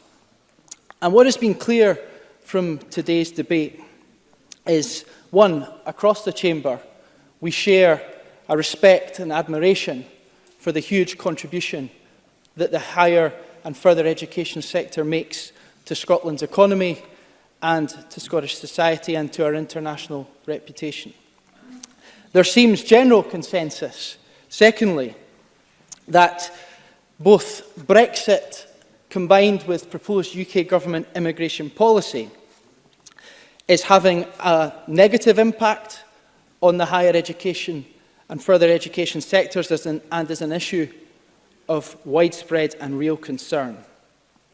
Thirdly, there seems to be consensus that the proposed UK government policy position in a no-deal scenario of a 3-year European temporary leave to remain solution is not a solution with a 3-year limit, and that the UK government urgently needs to look at this issue. I had an undertaking from the previous Minister of Immigration that she would look at this urgently, and yet in recent weeks we have received no correspondence to any Minister in the Scottish Government on the situation with this position. This needs to be changed because it is discriminatory, as the motion says, against Scottish higher education institutions, as well as other students studying longer degrees, and we need action to sort this. It should never have happened in the first place, and we need action to sort it. I talked about shared concerns, and one of the concerns that seemed some in the Tory benches didn't accept this, but most across the chamber did, that the end of freedom of movement in itself will have a negative impact on Scotland's further and higher education sectors. First of all, the emotional but also practical implications that it is having on those who have been here for some time, working in our sectors. And that is why the Scottish Government is committed to our Stay in Scotland campaign, and I would make an appeal that all members continue to engage in that campaign so that in the further and higher education sectors and all across Scotland, collectively, we're doing all that we can to commit that welcoming message, to emphasise that welcoming message and to support people to stay. But also, there's an important point about attractiveness. And the Cabinet Secretary and Deputy First Minister made this point really well, as did Ian Gray in the debate. The fact that Brexit in itself, combined with UK government immigration policy proposals, including a salary threshold of £30,000, an immigration skills charge and added bureaucracy, are all contributing to a less attractive environment for people to come here to study and work. And we need not just action on the examples within the motion, but also action on UK government immigration policy as a whole. Because if what is being proposed is taken forward by the UK government, and the challenges, whether it be the cost of a Tier 4 student visa and added challenges around being able to remain after study, being applied to EAA and Swiss students, if all of that is taken forward by the UK government, then it will just be an even more unattractive place for people to come and people to stay. So we need change. Presiding Officer, we value all skills in the Scottish Government, and that, of course, includes those who are graduates. And that is why the Scottish Government has, for a long time, argued for the return of the post-study work visa, and for students studying all degrees at bachelor and above levels, and for them to be able to remain here in the UK, in Scotland, for 2 years after graduating. And as outlined today in the motion, such a route would be a vital lever for attracting the best international student talent, securing essential income streams and allowing gifted graduates, people of skill and intellect and commitment, to continue contributing to Scotland after their studies. And whilst no substitute will give the same benefit as freedom of movement, we need the UK government to collaborate and commit to solutions in this sphere, solutions that can keep graduates here in Scotland, but also innovative solutions in terms of Scottish and UK immigration policy as a whole. And we could deliver a post-study work visa in two ways. One, the UK government could recommit to the introduction of a post-study work visa, and we call for that in the motion. We call for it today, we've called for it for 2 years, and we continue to call for it, and we want to see it happen. But two, we could also deliver such a solution through tailored immigration policies within a UK framework. And Alexander Stewart was very dismissive of the potential for tailored immigration solutions for Scotland. But I just quote to him the SCDI, that other countries successfully operate regional migration schemes which target the specific needs of their economies, and SCDI believes that there are workable options for more differentiation within the UK system. So business is listening, business is open-minded, and it's time for the Scottish Conservatives to be open-minded about solutions for Scotland. We also could be flexible and innovative with such tailored solutions in terms of how we tackle challenges in rural and island communities and incentivise. So I would encourage Beatrice Wishart, as the newest member of the Liberal Democrats, for the Scottish Liberal Democrats to engage with the Scottish Government on the potential for tailored migration policies for Scotland, and my door is absolutely open to having those conversations. So we could do it in two ways in terms of delivering solutions to keep people here after their studies. And we want to see a reintroduction of the post-study work visa, and we also want to see open-mindedness and engagement on tailored migration solutions for Scotland. Presiding Officer, let me, first of all, before I conclude, just deal with the Tory amendment and why we will not be supporting it today. The Tory amendment takes out the statement that the proposed UK immigration policies would be deeply damaging to Scotland's further education sectors and higher education and research sectors. All the evidence in the debate today suggests that that would be the case, so we can't accept that. And also, the UK government, the Scottish Conservative amendment suggests that calls on all parties to support the UK government's efforts to bring an outcome and a deal in the Brexit scenario. I would be enlightened to know what those efforts are, given that Amber Rudd has said that there's such little effort going into achieving solutions. And of course, there was much reference from the Conservatives that criticising the SNP's stance in Westminster on Brexit. I would just enlighten Oliver Mundell in particular to remember that very many Conservative MPs voted against Theresa May's deal, so you should note that. Presiding Officer, in conclusion, we are committed to protecting Scotland's international academic and research standing, and we will continue to press for the reintroduction of a post-study work route so that people who study in Scotland can continue to build their lives and careers here. We are disappointed by the Tory amendment because at this time, unfortunately, people are leaving. We want them to stay. People aren't coming and aren't as attracted to Scotland as they were. We need to think of new mechanisms to be attractive. So I commend the motion in Richard Lochhead's name to the Parliament and ask Parliament to vote for it unamended. Thank you.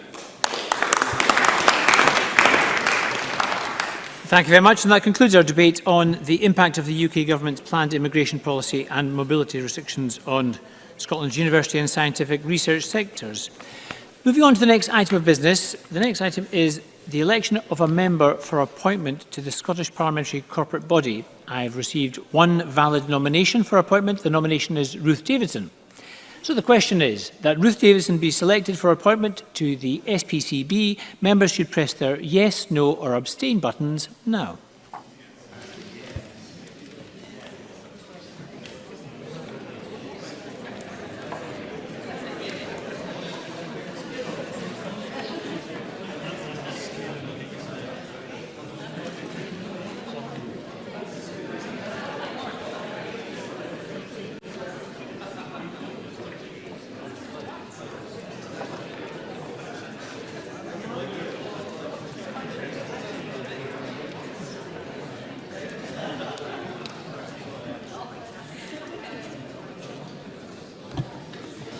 The result of the vote for the appointment of Ruth Davidson to the Scottish Parliamentary Corporate Body is yes, 112. There were no votes against, there were no abstentions. Ruth Davidson is therefore selected for appointment. And can I congratulate Ms Davidson on her appointment to the SPCB. We will move now to the next item of business, which is consideration of two Parliamentary Bureau motions. Could I ask Graham Day, on behalf of the Bureau, to move motions 18799 on committee membership and 18800 on substitution on committees? Move, Presiding Officer. Thank you very much. So we turn to decision time. The first question this evening is that Amendment 18767.1 in the name of Oliver Mundell, which seeks to amend motion 18767 in the name of Richard Lochhead on the impact of the UK Government's planned immigration policy and mobility restriction on Scotland's university and scientific research sectors be agreed. Are we all agreed? No. We're not agreed. We'll move to a vote. Members may cast their votes now.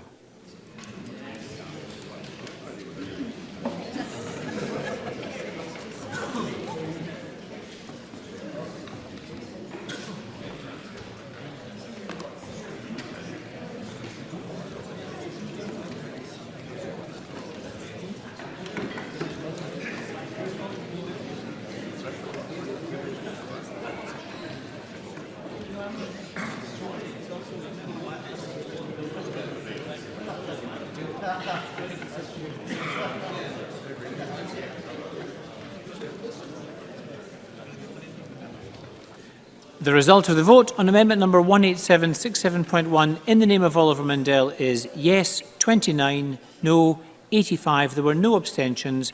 The amendment is therefore not agreed. So the second question is that motion 18767 in the name of Richard Lochhead on the impact of the UK Government's planned immigration policy and mobility restrictions on Scotland's university and scientific research sectors be agreed. Are we all agreed? Yes. We're not agreed. We'll move to a vote. Members may cast their votes now.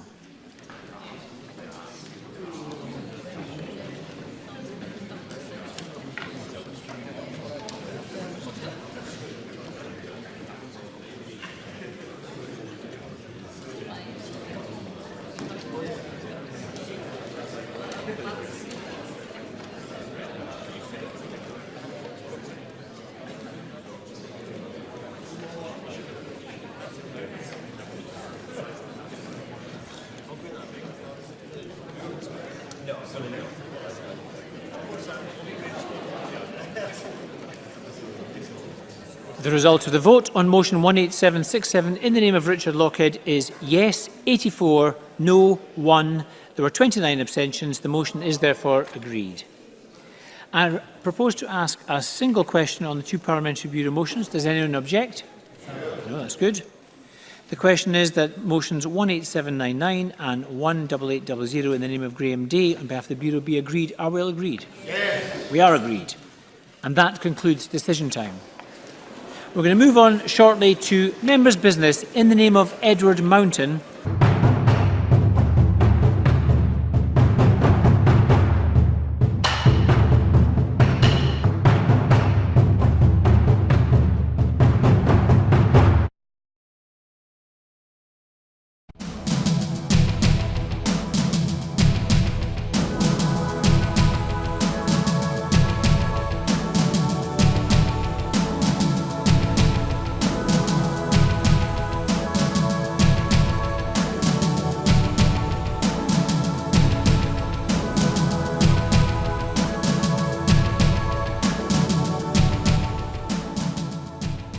Well, it's lovely to be out on such a sunny evening in Edinburgh, but it's a shame that we have to be out tonight protesting against the two-child cap and the rate clause, well more than a year since Alison Thewlis, my colleague at Westminster, first spotted it in the small print of a Tory budget. Very glad to see such a huge demonstration today and so many people still coming along 1 year after the rate clause came into force to show their opposition to this vile and despicable policy. The UK government have never been able to justify this policy, and we saw that this week with Esther McVeigh's pathetic attempts to say that the rate clause was somehow double support for women and that gives them some kind of chance to talk about the most appalling and disturbing experience of their life.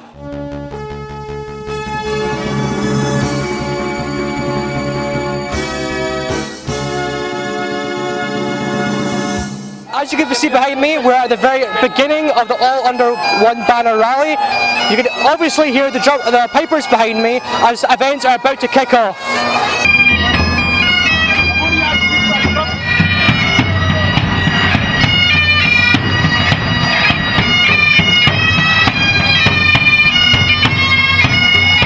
It's time to aim high, look resolutely outwards, and never, ever accept second best. Above all, it's time to believe that we can. We can build that better country we know is possible. And friends, we will. If you enjoy watching our programmes, please help us to be Scotland's independent broadcaster by signing up to become a Broadcasting Scotland supporter.